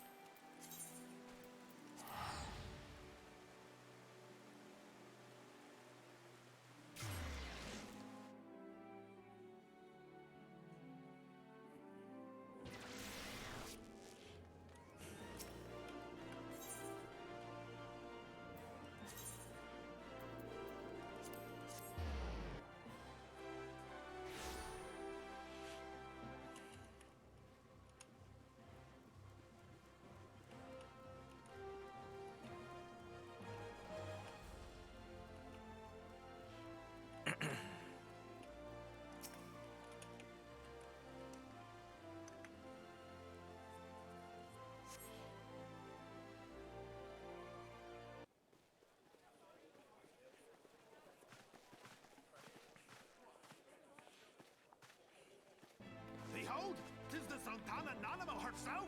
And Reborn as well!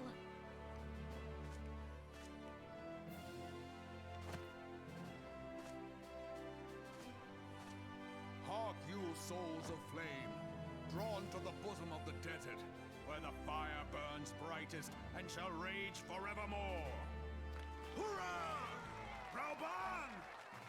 Where since antiquity, under the sage and judicious rule of the Ul dynasty, we have wrought sand into gold, where by the grace and glory of Nalthal have our brave sons and daughters flourished and prospered. I speak of Ulda!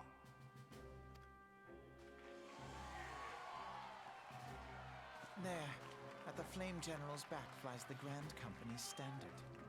Note the sigil. The golden scales of order balance the jewel of prosperity with the flame of might. Great and many are the gifts our nation has given the realm. In Eorzea's darkest hour, on the killing fields of Cartano, none spent more in blood and gold than we. Thus was the 7th Imperial Legion laid low. So that's how it happened. How soon history forgets. Yet many left our gates, never to return. Let us pray for our absent brothers and sisters, that they might know happiness in the great beyond, as Thal's honored guests. If the fates were fair, the price we paid that day would have bought us victory. Alas, they are not. And now, but 5 years into this 7th Umbral era, the spirit of sacrifice which granted us our strength is all but dead. Look around you. What do you see? A people divided, downtrodden, and enthralled. Where are the merciful alms of the rich? Where is the just steel of the righteous? I ask you, is this the great nation our brothers and sisters gave their lives to save? You who call this living, dishonor the name of the immortal flames.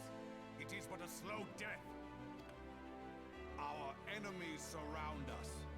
The savage hordes of the Amalja wait beside our roads, strangling the lifelines of trade. Meanwhile, the Garleans make mock of our borders and despoil our land of its natural wealth. We stand on a precipice, yet we do not act. Whether trader or soldier, monetarist or royalist, all must recognize that a divided Uldar stands to fall. Victory and fortune walk hand in hand. Ye who seek glory and wealth, look not to what little you can snatch from your neighbor, but to the boundless wealth of the world beyond. Now is the time to unite. Now is the time to ride forth. In the name of the Sultana, I beseech you. Line not your own coffers, but those of the immortal flames. Seek not to prosper from Uldar, but to restore her to prosperity. As the realm prospers, so shall Uldar. As Uldar prospers, so shall her people. Ya for Uldar! Together we are one.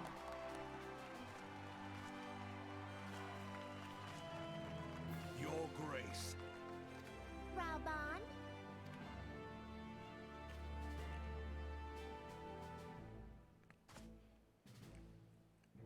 People of Uldar, I, Nanimo, 17th in the line of Ul, address you. Much has been made of the wealth of Uldar. Yet those who measured that wealth in coins and carats are gravely deceived. For the true wealth of Uldar lies in the health, happiness, and hopes of her people. Beloved subjects, I bid you raise aloft the torch of Uldar, that her flames might serve as a beacon for all Eorzea to see. Long live Nanamo! Glory to the Sultana! For victory and fortune, stride fearless into the inferno, for we are, by fire, reborn!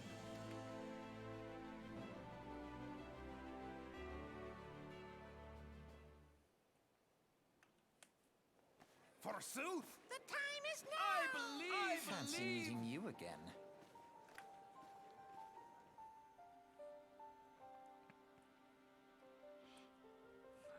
The Uldans have a long history of conflict with the Amalja, the breed tribe that worships the Primal line. Judging by your look of distaste, I take it you have encountered them. The Uldans do not shy from confrontation. If aught threatens their precious prosperity, they will seek to destroy it, to crush it. So have they dealt with Ifrit thus far, smoldering his flames each time he is stoked to life.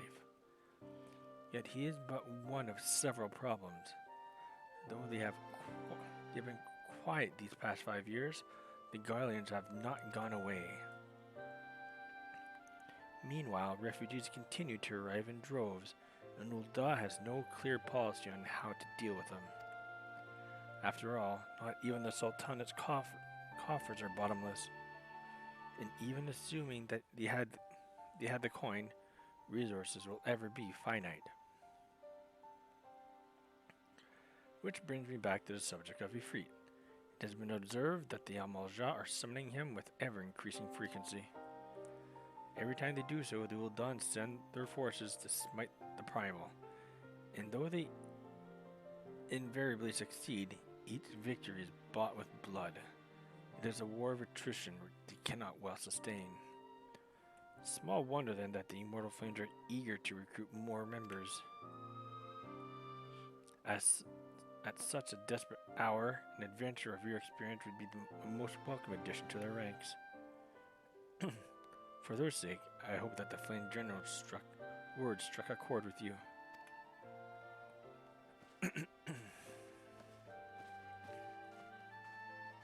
Clalin has been a member of the Immortal Flame since 1.0.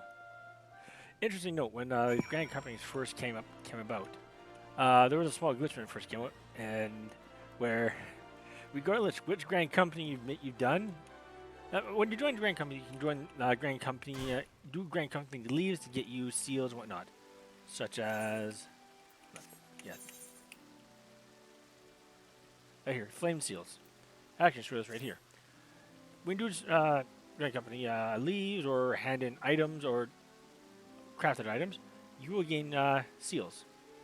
Well, when they first came out, there was a glitch in the game where, regardless of which Grand Company you were only given serpent seals. And if you look up the history on the lodestone, just typing Clalin serpent seals, you'll find that's probably one of the few bug reports I put in where, I mean, it's great to have inter-company missions, but if they haven't been getting serpent seals, no one's going to be able to get flame or serpent items. They fixed that within a week. It was so funny to see at first, though. Yeah, that's a bug that I picked up. Alright, so where are we going? We are going to Limsa Lominsa. Limsa Lominsa?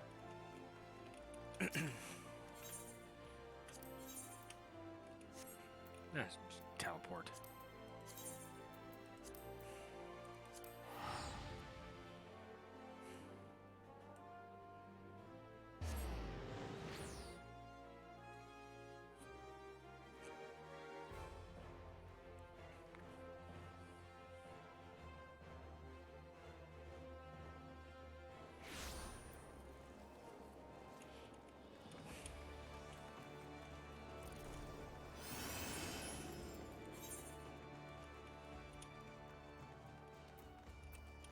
Yeah, I'll get to the Legacy for lag after I get to a certain point in the game. It'll be done before 1.0 is over, or 2.0. Reborn. Here to attend the Remembrance service.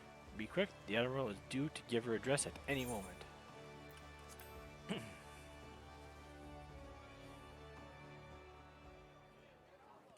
Garleans are another matter altogether. So much for our alliance. It's sunk beyond the seabed.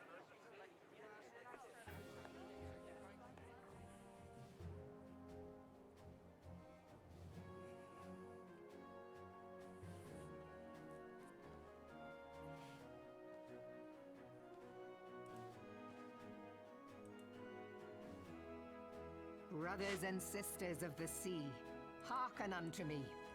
Look upon this, our mighty crimson standard, and tell me your hearts do not swell with pride.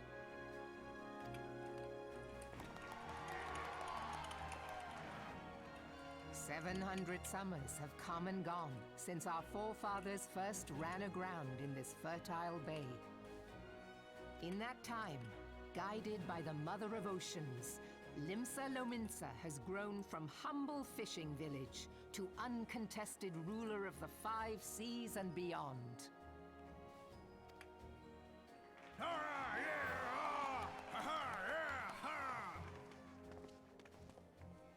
Did you look as the Admiral bid you? It is a rather stirring standard, I must say. The Crimson Field is meant to signify the blood of fallen crewmates, while the Black Longship represents a pirate vessel. Yar.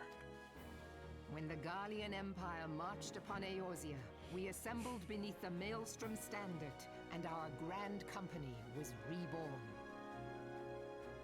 All answered the call, from the Knights of the Barracuda to Hilthier's bloody executioners. And together, we met our would-be conquerors upon the field of Cartano. That day, the world bore witness to the united strength of Limsa Lominsa. I swear to you, no army ever fought harder or with more courage. Yet many of ours did not survive. Join me now in remembering those who fought in the name of freedom and fell. May their souls be returned to the sea.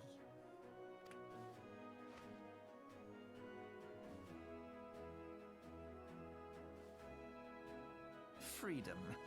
Yes, they have always been rather fond of their freedom. Much as the beast tribes have.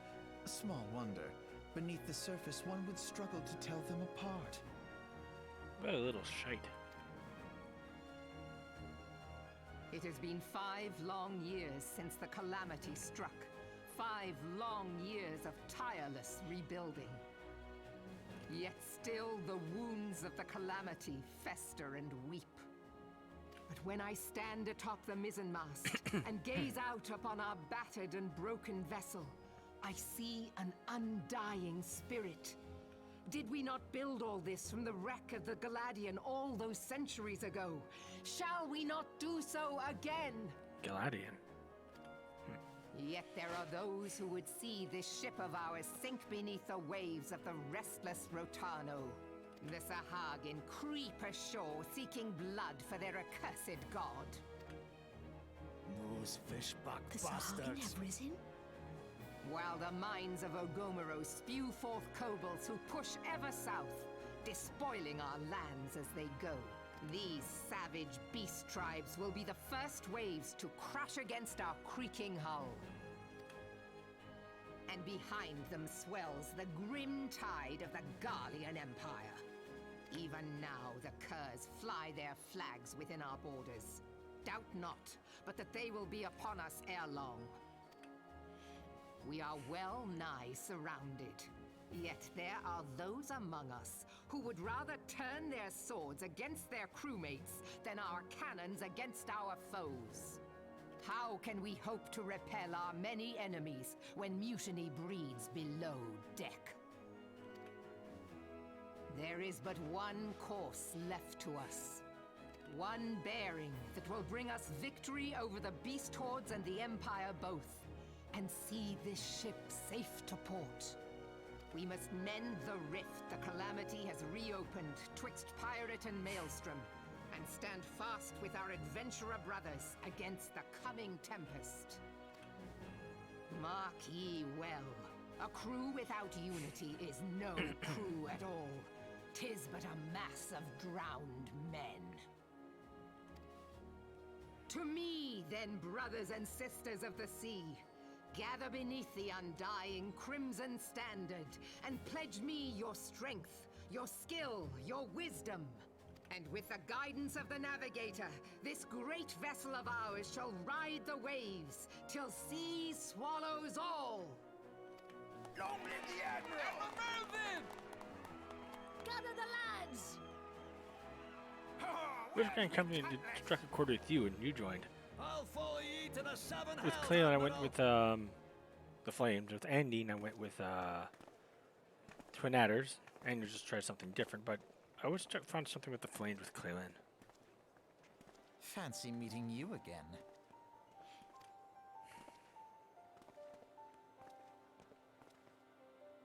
Maelstrom never caught my eye. As the Admiral mentioned in her address, Limsa Lominsa is plagued by 2 beast tribes. The first are the fish-like Sahagin, worshippers of the primal Leviathan. The second are the kobolds, who dwell beneath the earth and take the primal Titan for their god. As if the beast tribe's presence weren't troublesome enough, the Garleans have also chosen to erect the fortress right in Lominsan's backyard. and that is to say not of internal strife. As a nation of pirates, there is no end to the blood feuds between the various factions. And while they fight amongst themselves, the Garleans whet their blades and watch. If the Luminsons are to have any hope of withstanding the Empire, they must first resolve their own affairs. Differences must be set aside and the primal threat dealt with once and for all. To this end, I expect that they will soon take decisive action against the beast tribes. Mark my words, the Maelstrom Standard will be drenched a deeper shade of crimson ere long. That a capable adventurer like you would be a valuable addition to their crew is beyond question.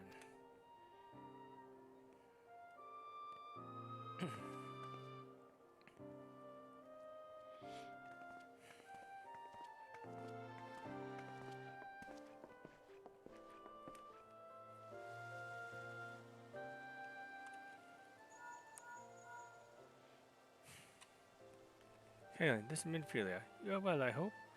Would I be correct in thinking that the final remembrance service has now concluded? A moment ago he said, what a coincidence! Jesting aside, I trust you remember our guests from the Grand Companies? Well, delighted though we are to have them here at the Waking Sands, it would not do to keep them in suspense any longer than necessary. In short, hurry back. Okay. Quickest way to get to Vesper Bay from here is actually to take a boat. You'll see what I mean, for those who don't know.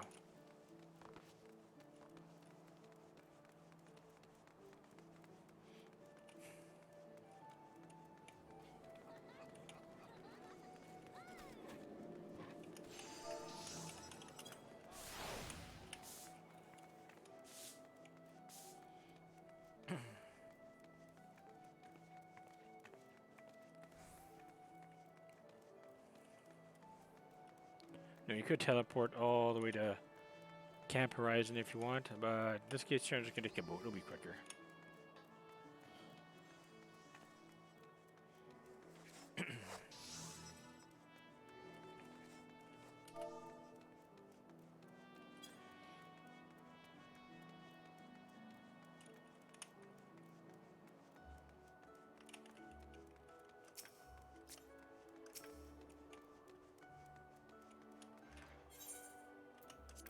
You'll see.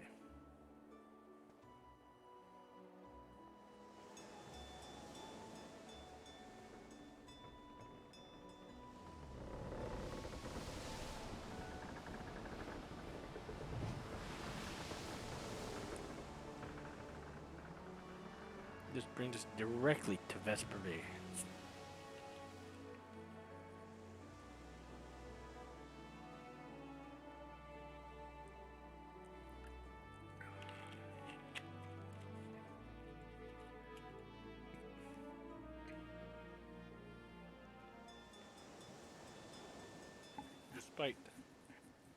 Despite all the fog, we managed to get here safely.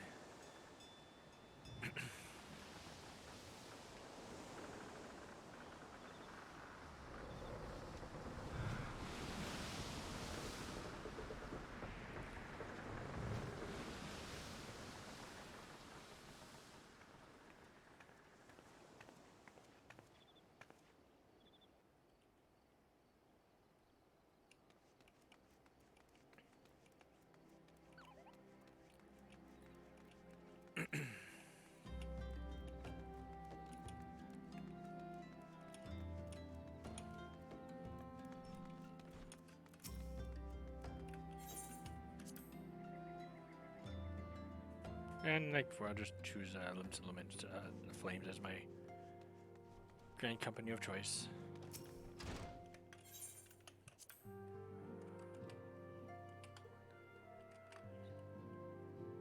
Alright. Welcome back, Clalin. Were the Grand Company leaders' words as illuminating as you had hoped? Aye, each nation is beset with problems. I trust you see now why your services are in such demand. Would that there were more of you. But you must be tired from your journey. Why don't you rest a while and take a moment to reflect on your decision? Once your mind is made up, pray give the Grand Company officers your answer.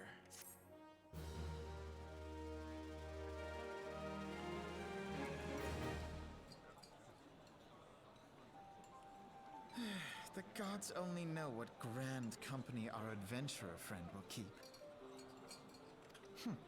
The wheels of change are in motion regardless. Brother, are you certain this course is best? Whatever do you mean, dear sister?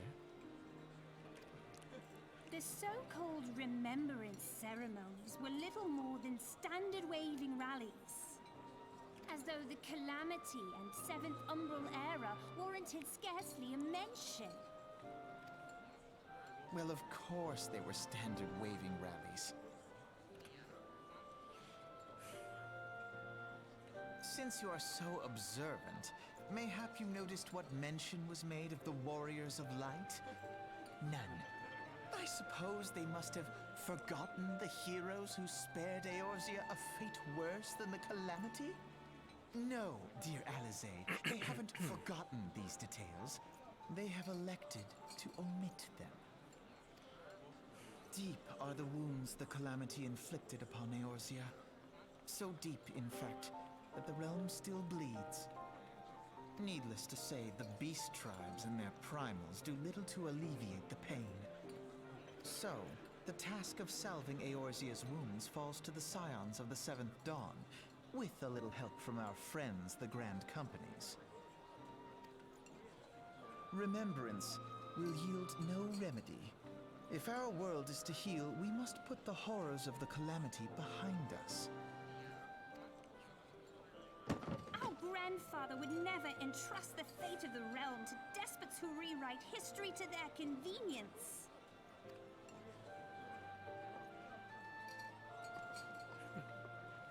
Wow. There must be another way to cure what ails this world, and I need to find it. You are most welcome to try. Our paths may differ, but our destination is the same. In time, I dare say we will see eye to eye. I should hope so. My lady! We are to escort you! Hope does not come into it. We share the burden of this fate, dear sister, and will prevail together or not at all. The salve will serve not only to close up our present wounds, but prevent old ones from opening anew.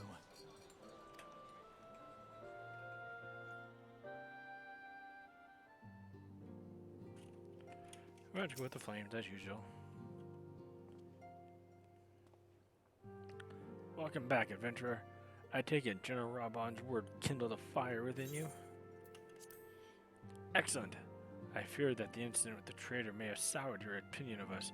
It gladdens me to see that this isn't the case. But before we can count you as one of our own, you must be formally inducted into our ranks. Please proceed to the Hall of Flames and identify yourself to the personnel officer. I'll notify him of your coming. With your strength joined to ours, we shall surely prevail over our enemies, be they beastmen or Imperials.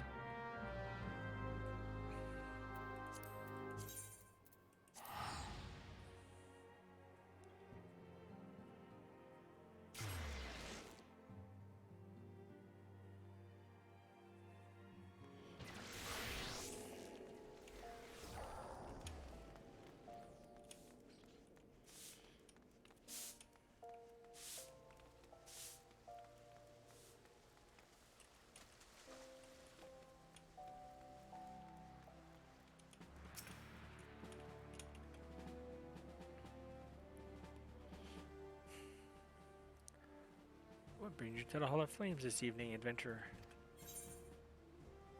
I believe you're...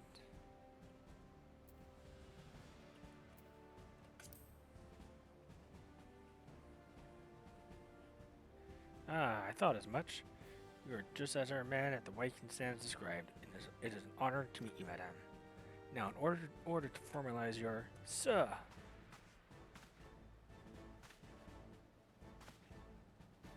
Speak, Private. Imperial, sir. They fired on a High Wind Skyways airship. Scouts say they're coming down to the west near Horizon's Edge. Bloody hells, of all times for this to happen. Clalin, there's no time for formalities. The Immortal Flames need your help now. We're in the midst of a large-scale operation against the Amalja, and we have no one to spare in Western Thanalan. You must get to that ship before the Garleans do. If there are any survivors, see that they do not come to further harm. Now go. Okay. I'm going.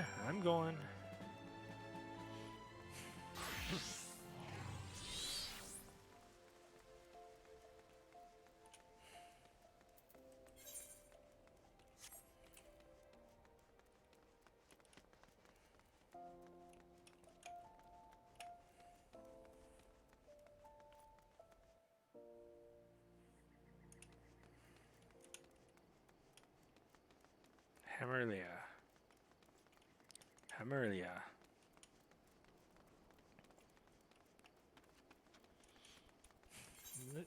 It's a fair distance away.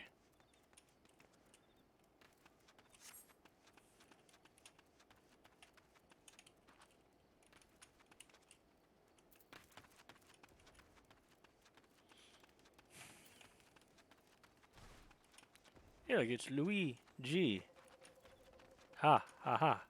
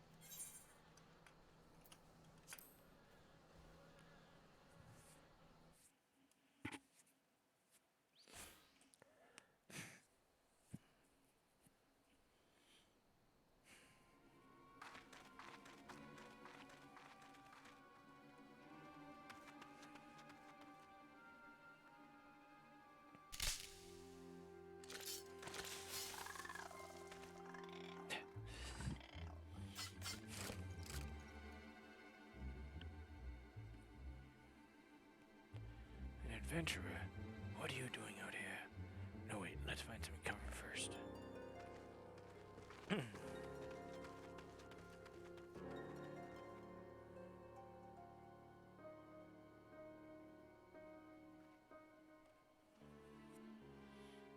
I'm tired from that? Okay. Yes, sir. Makes sense. The Immortal Flame sent you. I don't know you're not an Imperial spy. You don't even have a uniform.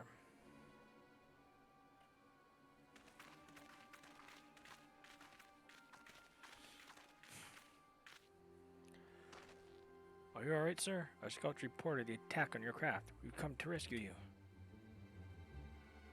Clarence Raff, yes? Glad to have you with us. I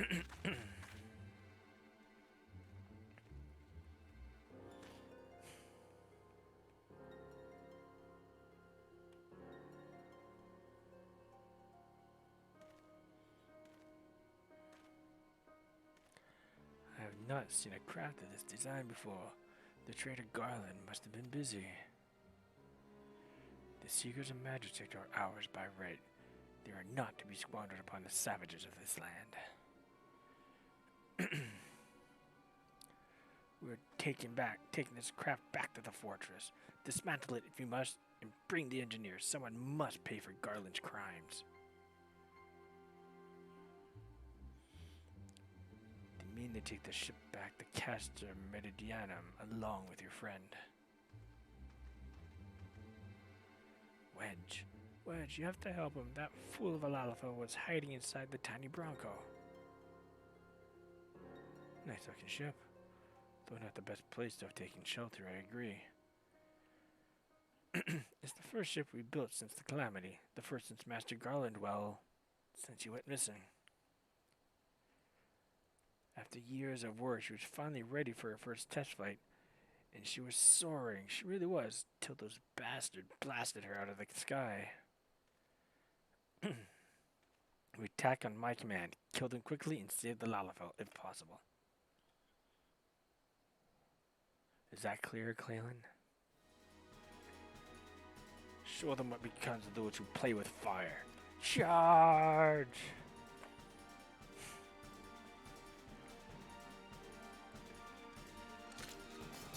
We're under attack! To bombs!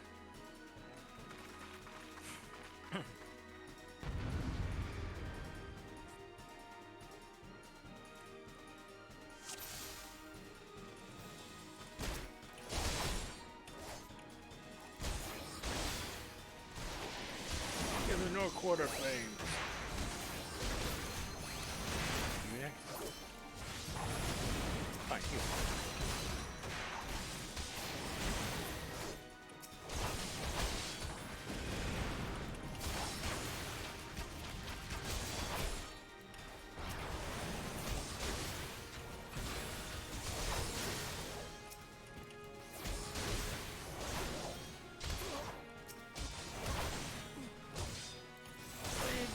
Kill them, I said. Oh, I did kill him. Where's that bloody Vanguard? We need it now.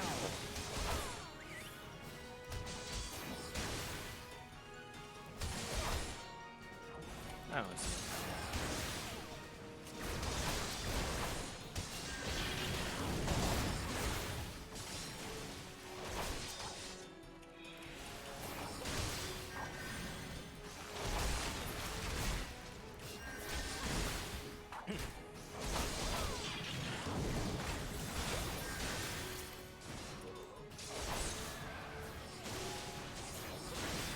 Oh yeah.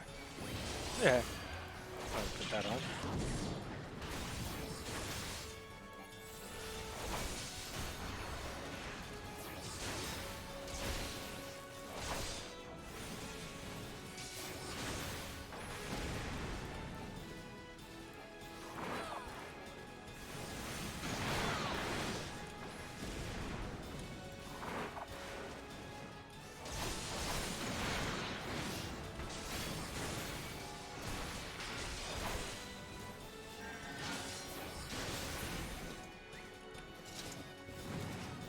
All done. Saved. Pigs! Wedge, you should have stayed with the ship. Should have stayed with the ship. That was a close one. Too damn close. Close. So, how's she look anyway? The auxiliary propeller is a dead loss, but I think we can wring enough thrust from the main propeller to get us airborne. A few minor modifications and we should be able to fly the tiny Bronco home. The Imperials will come looking for their scouts, but we can defend this position until the engineers leave. You should go, Clalin. You have unfinished business to attend to at the Hall of Flames. You're not quite one of us yet, though anyone who's seen you in action today would be forgiven for thinking otherwise. I just want to say sorry, you know, for calling you an Imperial spy and all that. Got that one wrong, didn't I? Seriously though, if I hadn't been for you and the Immortal Flame lads there, we'd be chained up in the dungeon by now. I'm in your debt, friend. We both are. Wedge! Wedge! Thank you. We're very grateful.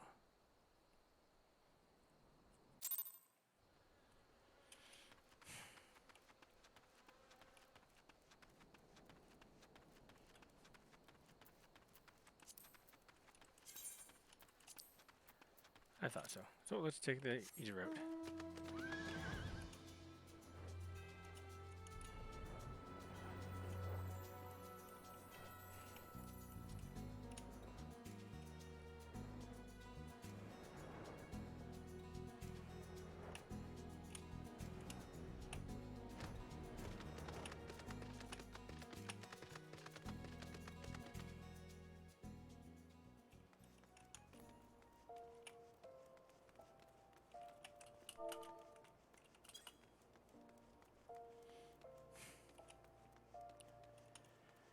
Yeah, Ulda used to be the center of the world.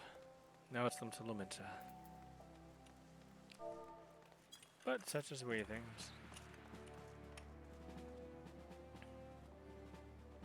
Welcome back, Clalin. Words of your deeds in the field reached me not long ago. Exemplary service. Which assured that the Garland Ironworks engineers are fine. They were able to get their vessel back in the air before Imperial reinforcements arrived.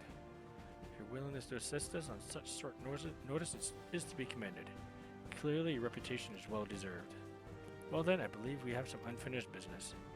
Shall we continue where we left off and induct you into the immortal flames? Sure.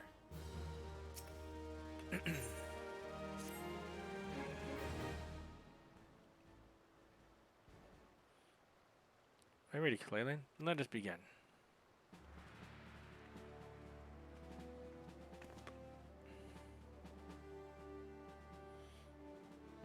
Clalin Seraph, we stand poised to enter a sacred trust. The flames of Ulda burn bright, casting light where there is dark and purging evil wheresoever it lurks. We are ever ready to meet the nation's enemies in battle, be they beastmen, Garlean, or worse. And at a word from famed General Raoul Bon Alden, we would gladly lay down our lives to maintain the peace and prosperity of Ulda.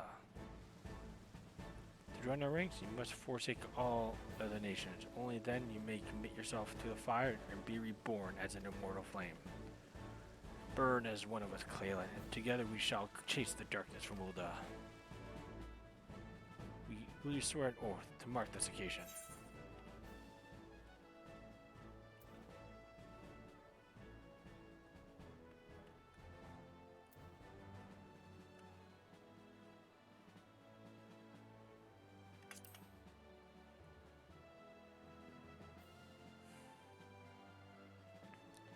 Spoken like a soldier.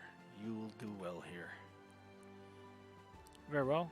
Resolve is plain, Clalin Seraph. I hereby confer you the rank of Flame Private 3rd Class. Welcome to the Immortal Flames, Private. I take this demotion, I guess. May you fight to the last for coin and country.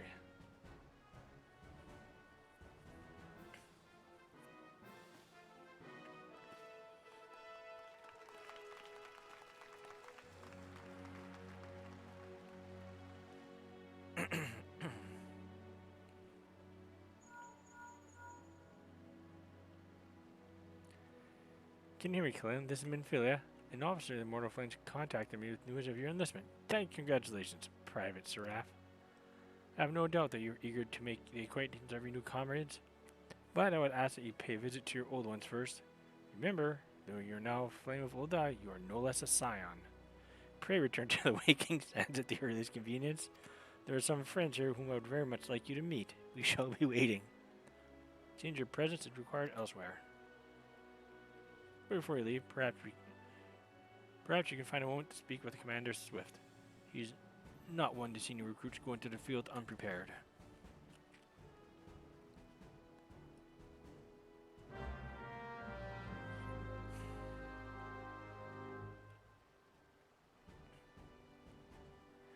You now accept the quest, my little chocobo, by speaking with Swift. This quest must be completed in order to proceed to the end of the main scenario for Realm Reborn. Really? Interesting.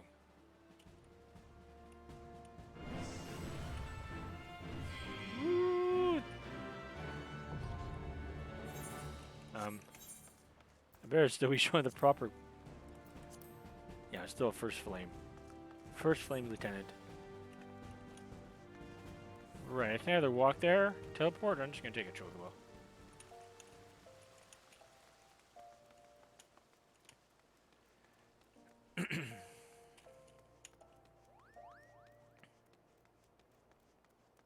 Kupo.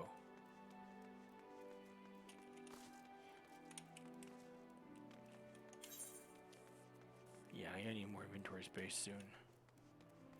I guess I should sell what I have. Don't need. Get the rest of my retainers. If I have space. Mimi gun.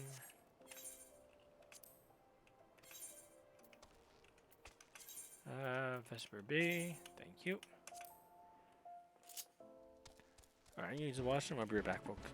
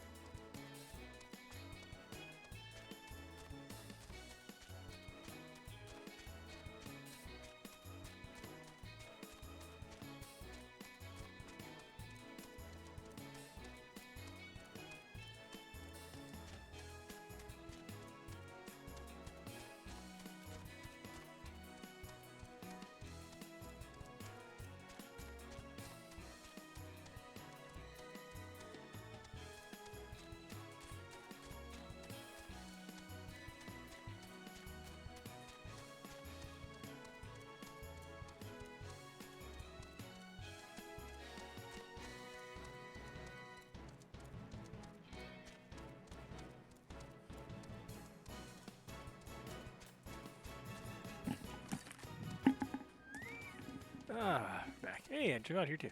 Alright, let's go. Had some fun.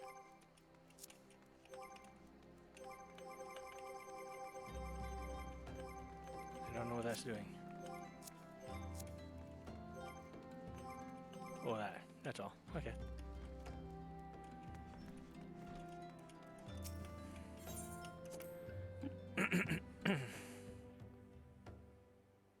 Hey, Ida and Papalimo. Following the calamity, each nation's armed forces underwent large-scale restructuring centered around its grand company. In Gridania, the Order of the Twin Adder absorbed both the Wood Whalers and the God's Quiver, while the Luminsons enacted a complete merger of the Maelstrom and the Knights of the Barracuda. Ulda is the odd nation out, having made no noticeable changes to its armed forces. As before, and in the spirit of the Sultana, each entity retains a certain degree of independence.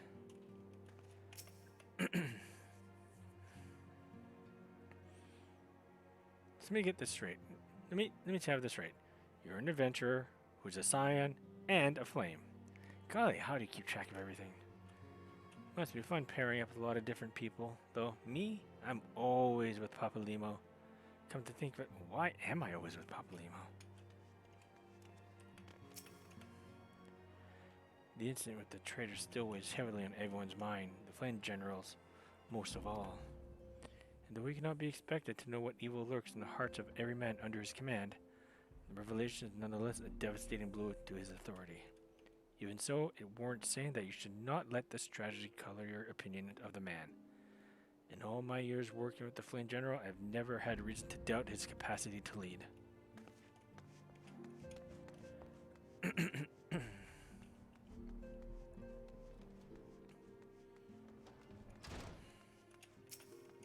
It's Brennan. I heard tell one of my brothers came through not long ago. Looks like I just missed him though.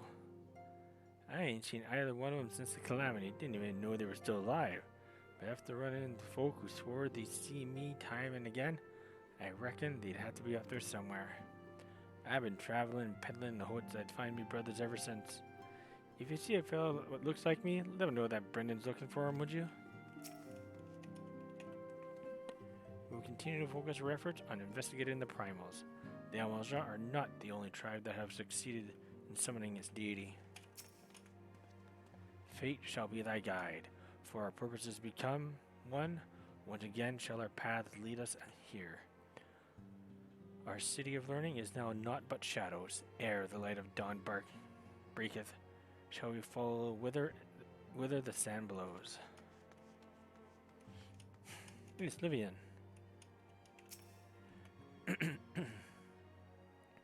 Have you met before, adventurer? You must be quite the accomplished adventurer to be welcomed into these halls. Me? No one's ever expected much of me, and so far I've done a fine job of living down to their expectations. Livian, her. Livian. She was with, Avere, Ida, and I can't remember the other guy's name.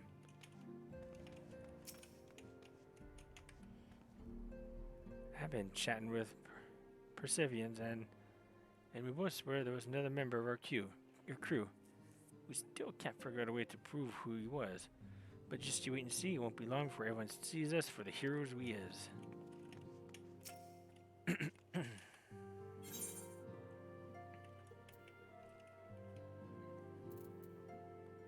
Hey, I don't have that. I do now. Thank you, my dear. Actually, just repair everything.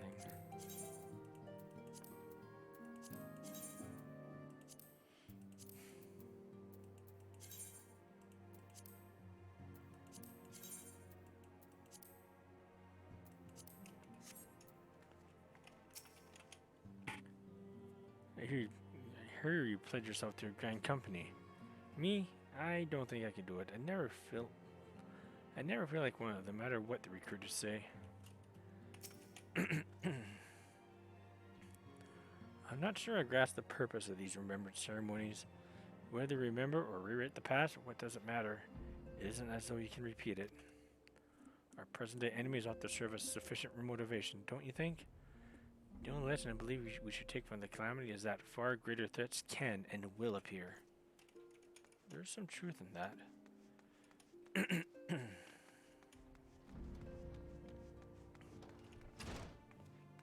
I've got to talk to Riange,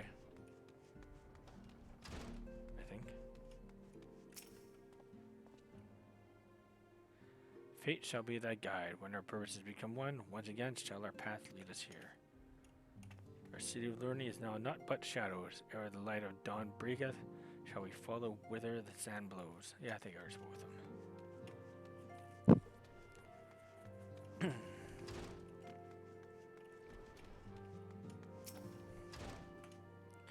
Welcome back, Clalin. Lady of Minfilia, wit you within.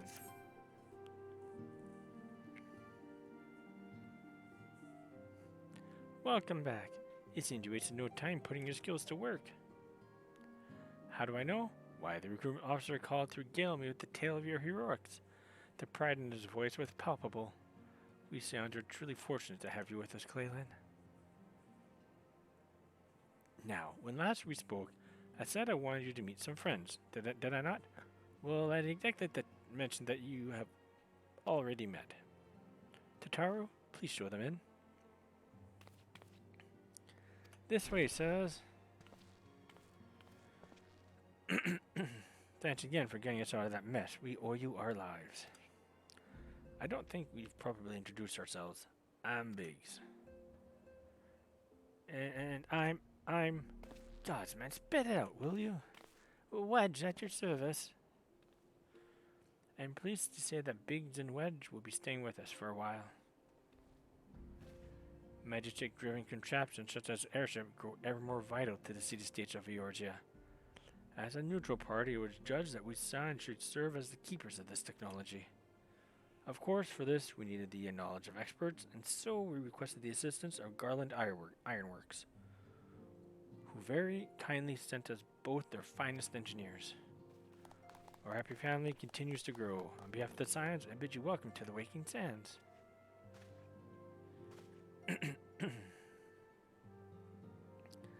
Like every soul here, I love Eorzea, and I count myself blessed to have been given this chance to stand with you all and fight for the future of the realm.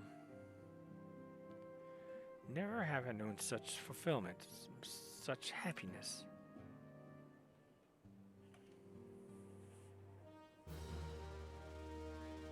Hey, complete a quest, mate. Self-management.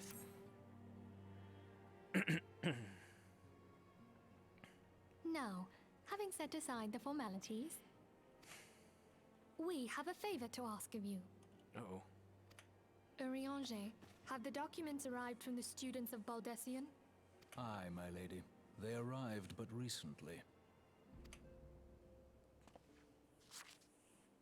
We have conducted a study at the behest of the Order of the Twin Adder. Papalimo, Ida, a synopsis if you would. Our task was to survey the behavior of the Sylphs, a beast tribe indigenous to the Twelveswood. Oh, how to describe them. They look like gisselcreens, floating ones, that worship the primal Ramu. Ahem. Though technically a beast tribe, Sylphs are blessed with a comparatively personable demeanor, conducive to peaceful communication. Offering us an invaluable opportunity to learn what the beast tribes know of the Primals. While Ramu's existence is well documented, the Sylphs do not, or perhaps cannot, summon the Primal any longer, insofar as can be ascertained, until such time as we know. It would be unwise to assume that the threat posed by the Primal has passed. Which leaves Gridania with the added worry of not knowing what they should be worrying about. In that regard, they are hardly alone. What we can say with absolute certainty is that Gridania has its hands full fending off Garuda, who, I need hardly remind you, is among the most savage and terrible of all known primals. In short, it is essential that we approach the Sylphs in as diplomatic a manner as possible. Words and actions can be misconstrued. The only sure way to communicate our intentions is the echo. Winning the Sylphs' favor may well bring us a step closer to mitigating the threat of the Primals. Will you help us? Okay. I am grateful. Lovely. Well, as much as I'd like to help, I'm afraid I would be of little use to anyone in Gridania. A veritable babe in the woods. Ida and Papalimo, however, should be able to see the forest for the trees. Is that not so, Minfilia? Indeed. You are willing? Leave it to me. Us, Ida, us!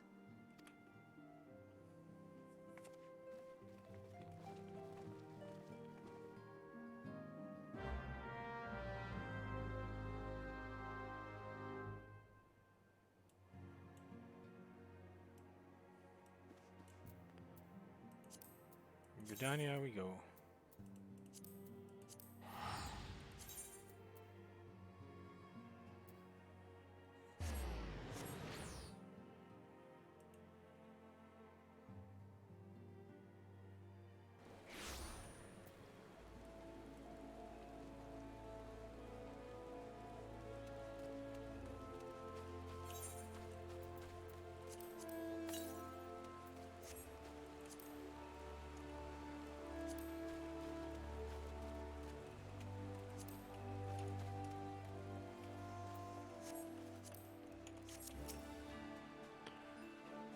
We know far too little of the Sylphs to lay any worthwhile plans. We must call upon the challenge once more if we are to. A big part of such terrible having a mind to think aloud. But tell me, what brings you to the Adder's Nest?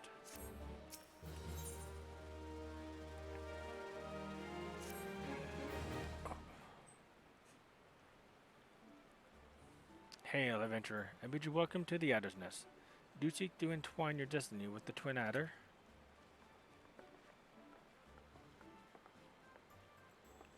Morning, Commander. Sorry to disappoint you, but other business brings us here today. Ida and Papilimo, always a pleasure to see the two of you. I mean, tell me you questioned the name of the signs of late. Quite so, Commander. A little bird told us that the Twin Adder was in need of our adventuring prowess. Aye, your little bird sings true. No doubt you've heard of the investigating. We're investigating the Sylphs, that curious beast tribes that call the depths of the Twelveswood home. The Sylphs are, for the most part, a peaceable bunch, much to the delight of the elder Seedseer, who has no desire to see her people embroiled in yet another fruitless war. The Twin Adder is of the same mind. It is precisely for this reason that the Sylphs' relation to the Primal Ramu has raised a flag of warning amongst our ranks. Friendly as they appear, beastmen will be beastmen.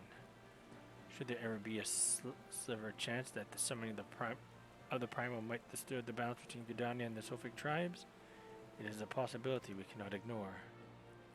Better to be safe than sorry, indeed. Do we strike our Ramu, or leave the Sylphs to do their own ways? That is the question. Yet I find myself lacking ample knowledge to arrive at an answer. Opinions abound within Gridania, but to listen only to one's own is among the greatest mistakes a commander can make. I would hear from the other side, the Sylphs themselves, and seek an impartial party to serve as my liaison. That is where you science come in.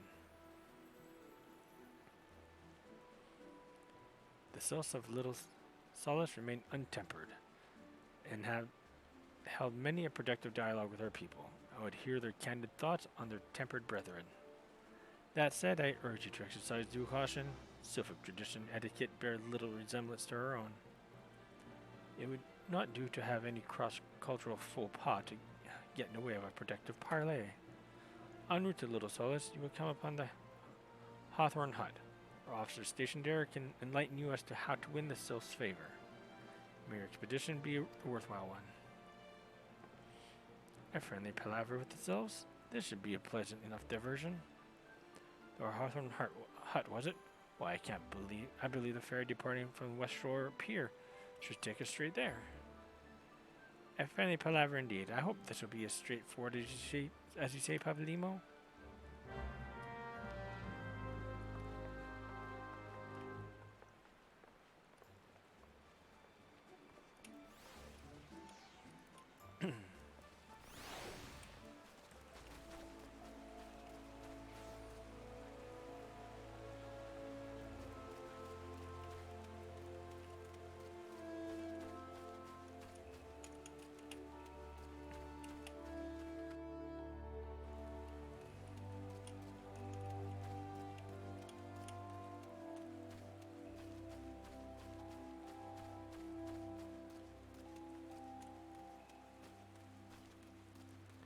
Still level 20. And what level is this? 20? We'll see.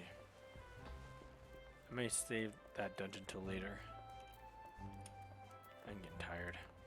And I got work early morning. And early morning comes, well, early. Shocker, I know.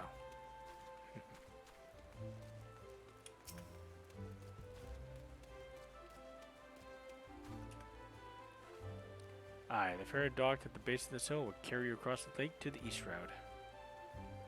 Once you're ashore, head due east and you should find the Hawthorne Hut without much trouble.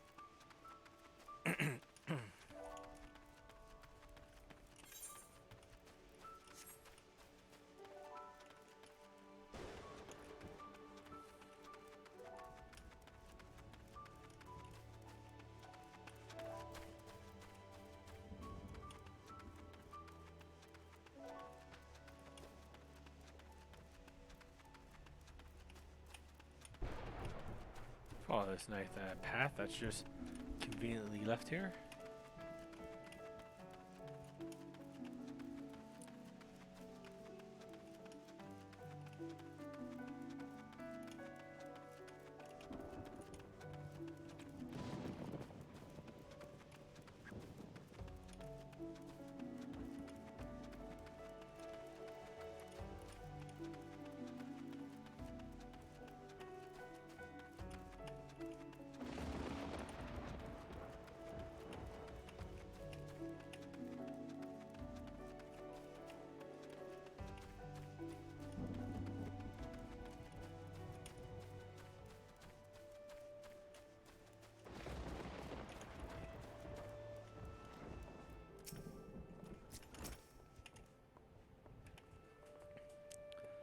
Indeed, I'm Amelie of the Twin Adders.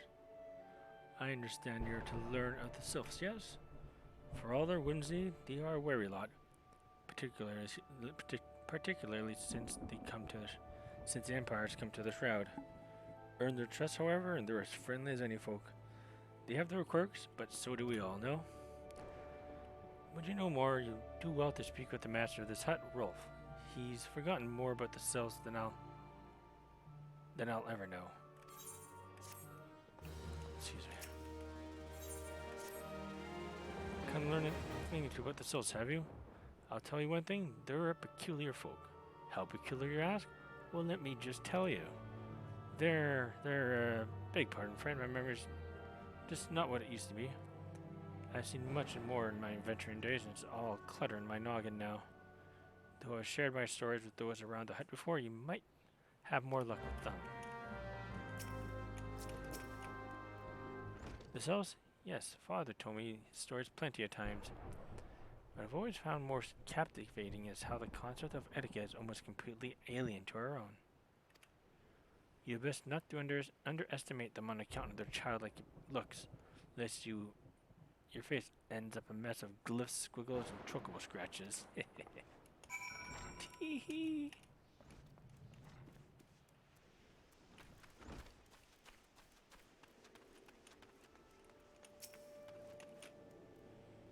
The quickest way to a quiver woman's heart might be through her stomach. But don't even think of trying to foist your foodstuffs on a sylph. They sustain themselves simply by bathing in the sun. Oh, so Rolf once told me.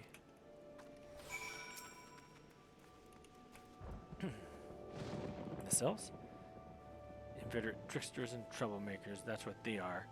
One day they're drawing marble faces on our masts, the next they're sending our young sentries falling to the bottom of a ravine. Tell them to stop and they just laugh at you. Rolf claims they offer no ill will, but I dare say such pranks are no laughing matter.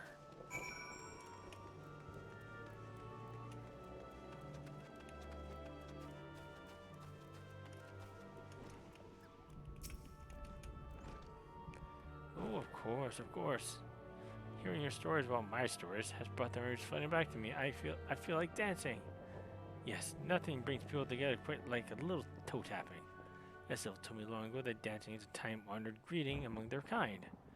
You do well to remember this. It may just win the favor of our forest friends. Oh, still here, eh? Great. There's one more thing you should know about the Sylphs. They don't take kindly to guests who show up empty-handed. To earn their trust, you do well to bring a, what was it again? And my wife Rose and I were just speaking of the matter not days ago. Forgive me, my friend. Speak to Rose at the comb. Her memory should prove more reliable than mine own.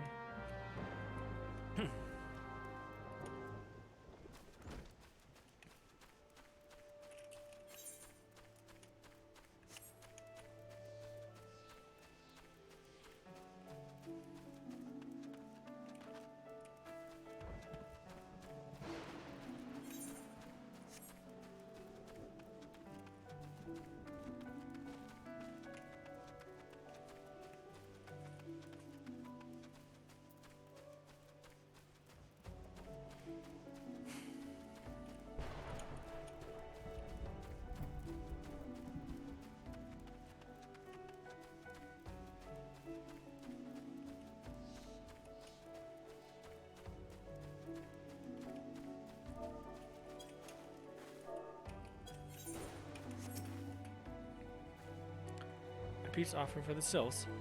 Or anyone else, I'd recommend a jar of honey. But I fear that wouldn't get you past their first doorstep, dear. No, their tastes run more to the unusual. Are you perchance familiar with milkroot? That's what we call the root of the most fiendish sea kin, the Oshu. When chewed, it exudes a cloudy liquid that's said to induce curious visions to the imbiber. You'd not catch me dead trying this stuff, but the sylphs seem to enjoy it to no end. I've not seen an Oshu around the comb in quite some time, but I did encounter a suspicious clump of grass the other day. Were to stimulate it somehow, with some of our apple syrup, for example, you might be surprised at what comes out. Good luck.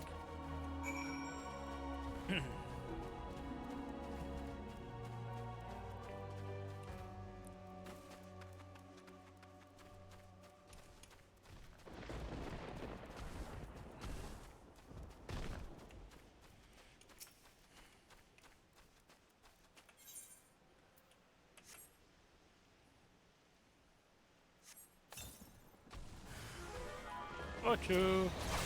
Dead Chu!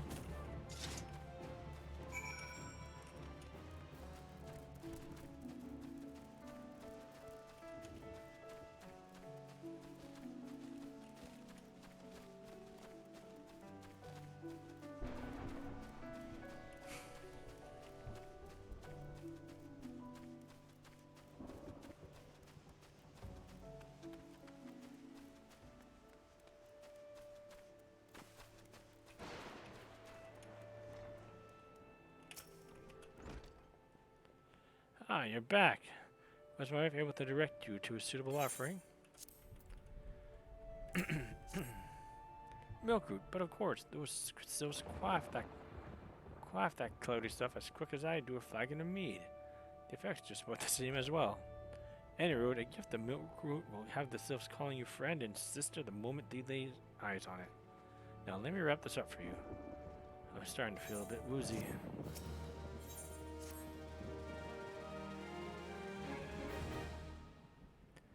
Taking the liberty of wrapping your milkroot well and good. It should keep it nice and fresh, not to mention I spare you from the god's awful stench. The sylphs love the stuff, but me, I'd rather burn my nose in chocobo dung. I dare say the reek even rivals the breath of the mortal that put an end to my adventuring days. But I can tell you that, and that story another time. You have more important matters to attend to today, yes?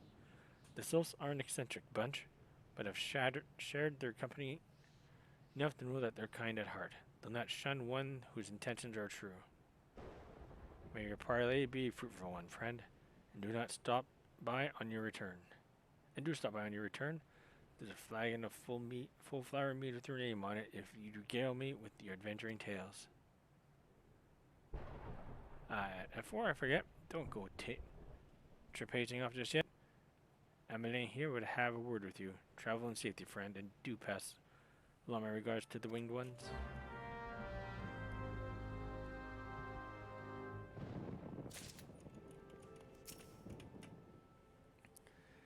It's good to see your knowledge of sylphic culture has matured. I see no reason to delay your mission any further. Upon your arrival at Little Solace, seek out a young sylph by the name of Kumaxio. He has served me as an intermediary between our people on many an occasion, and has a close ear to the tribe's elder.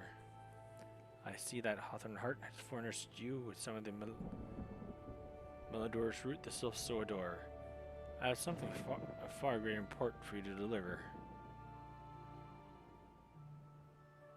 A missive from the elder seer herself. To summarize the letter's contents in brief, it vouches the integrity of our envoy, that would be you, and restates Gridania's desire to maintain a harmonious relationship with our long-standing friends of the forest. The war of the exile has taken a toll on all our resources. We can ill afford to get mired in another conflict. I need not impress upon you any further the importance of this mission. May the 12 see you return with good tidings.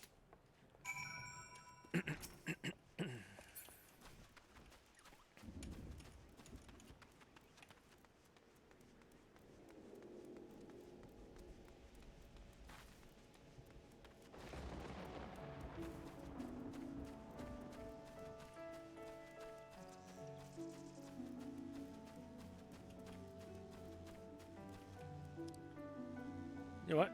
I'm gonna call it. I'm getting tired. Probably not have that same energy with these cutscenes, and Halatali I want to do, I'll have to do that tomorrow. And I will be on tomorrow after my martial arts practice. I won't be on for long, but I will be on. So I'm gonna go back to the hut.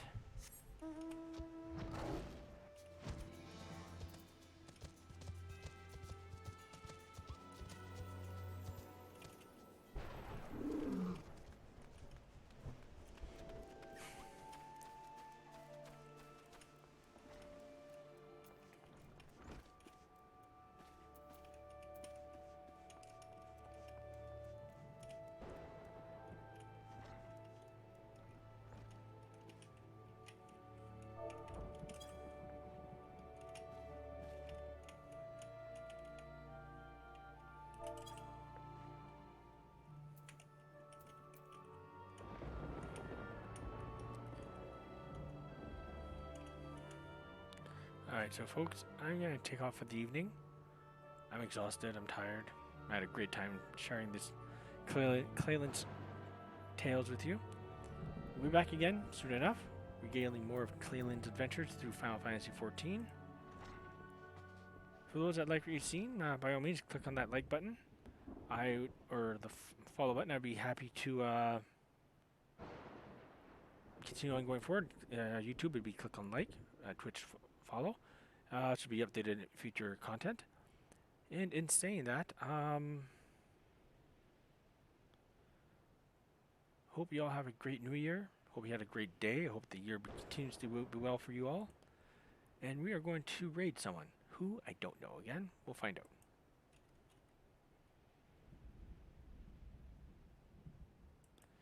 Who should we raid? Someone from 14 since we're playing 14.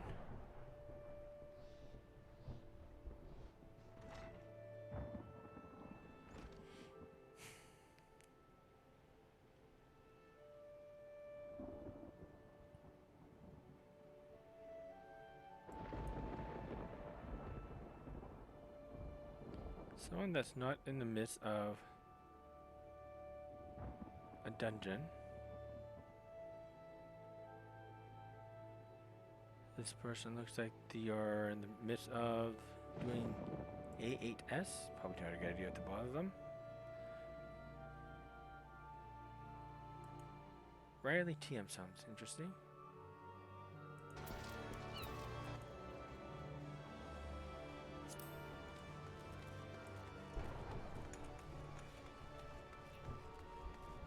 Someone sent you. I don't know who this is. Alright, so we're going to be raiding. Brimlight. And we just use them for now.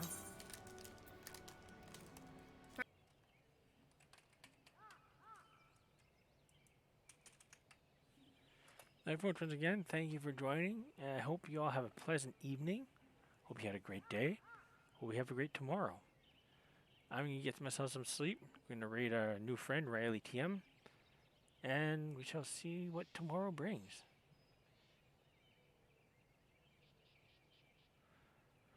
I take that back. We cannot raid Riley. Alright, so let's check someone else.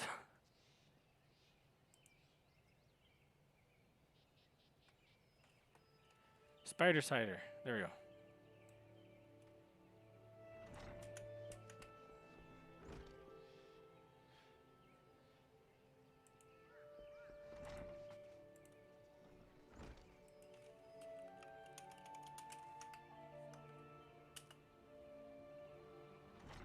All right. Second raid's are going to work. So until then, I hope everyone takes care.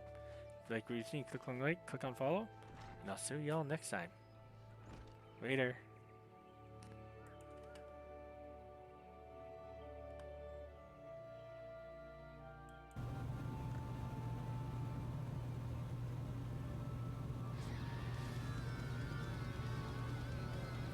It's in development for how many years before that? Yeah. Very true. Captain Andy, thank you so much for that raid. How was your stream?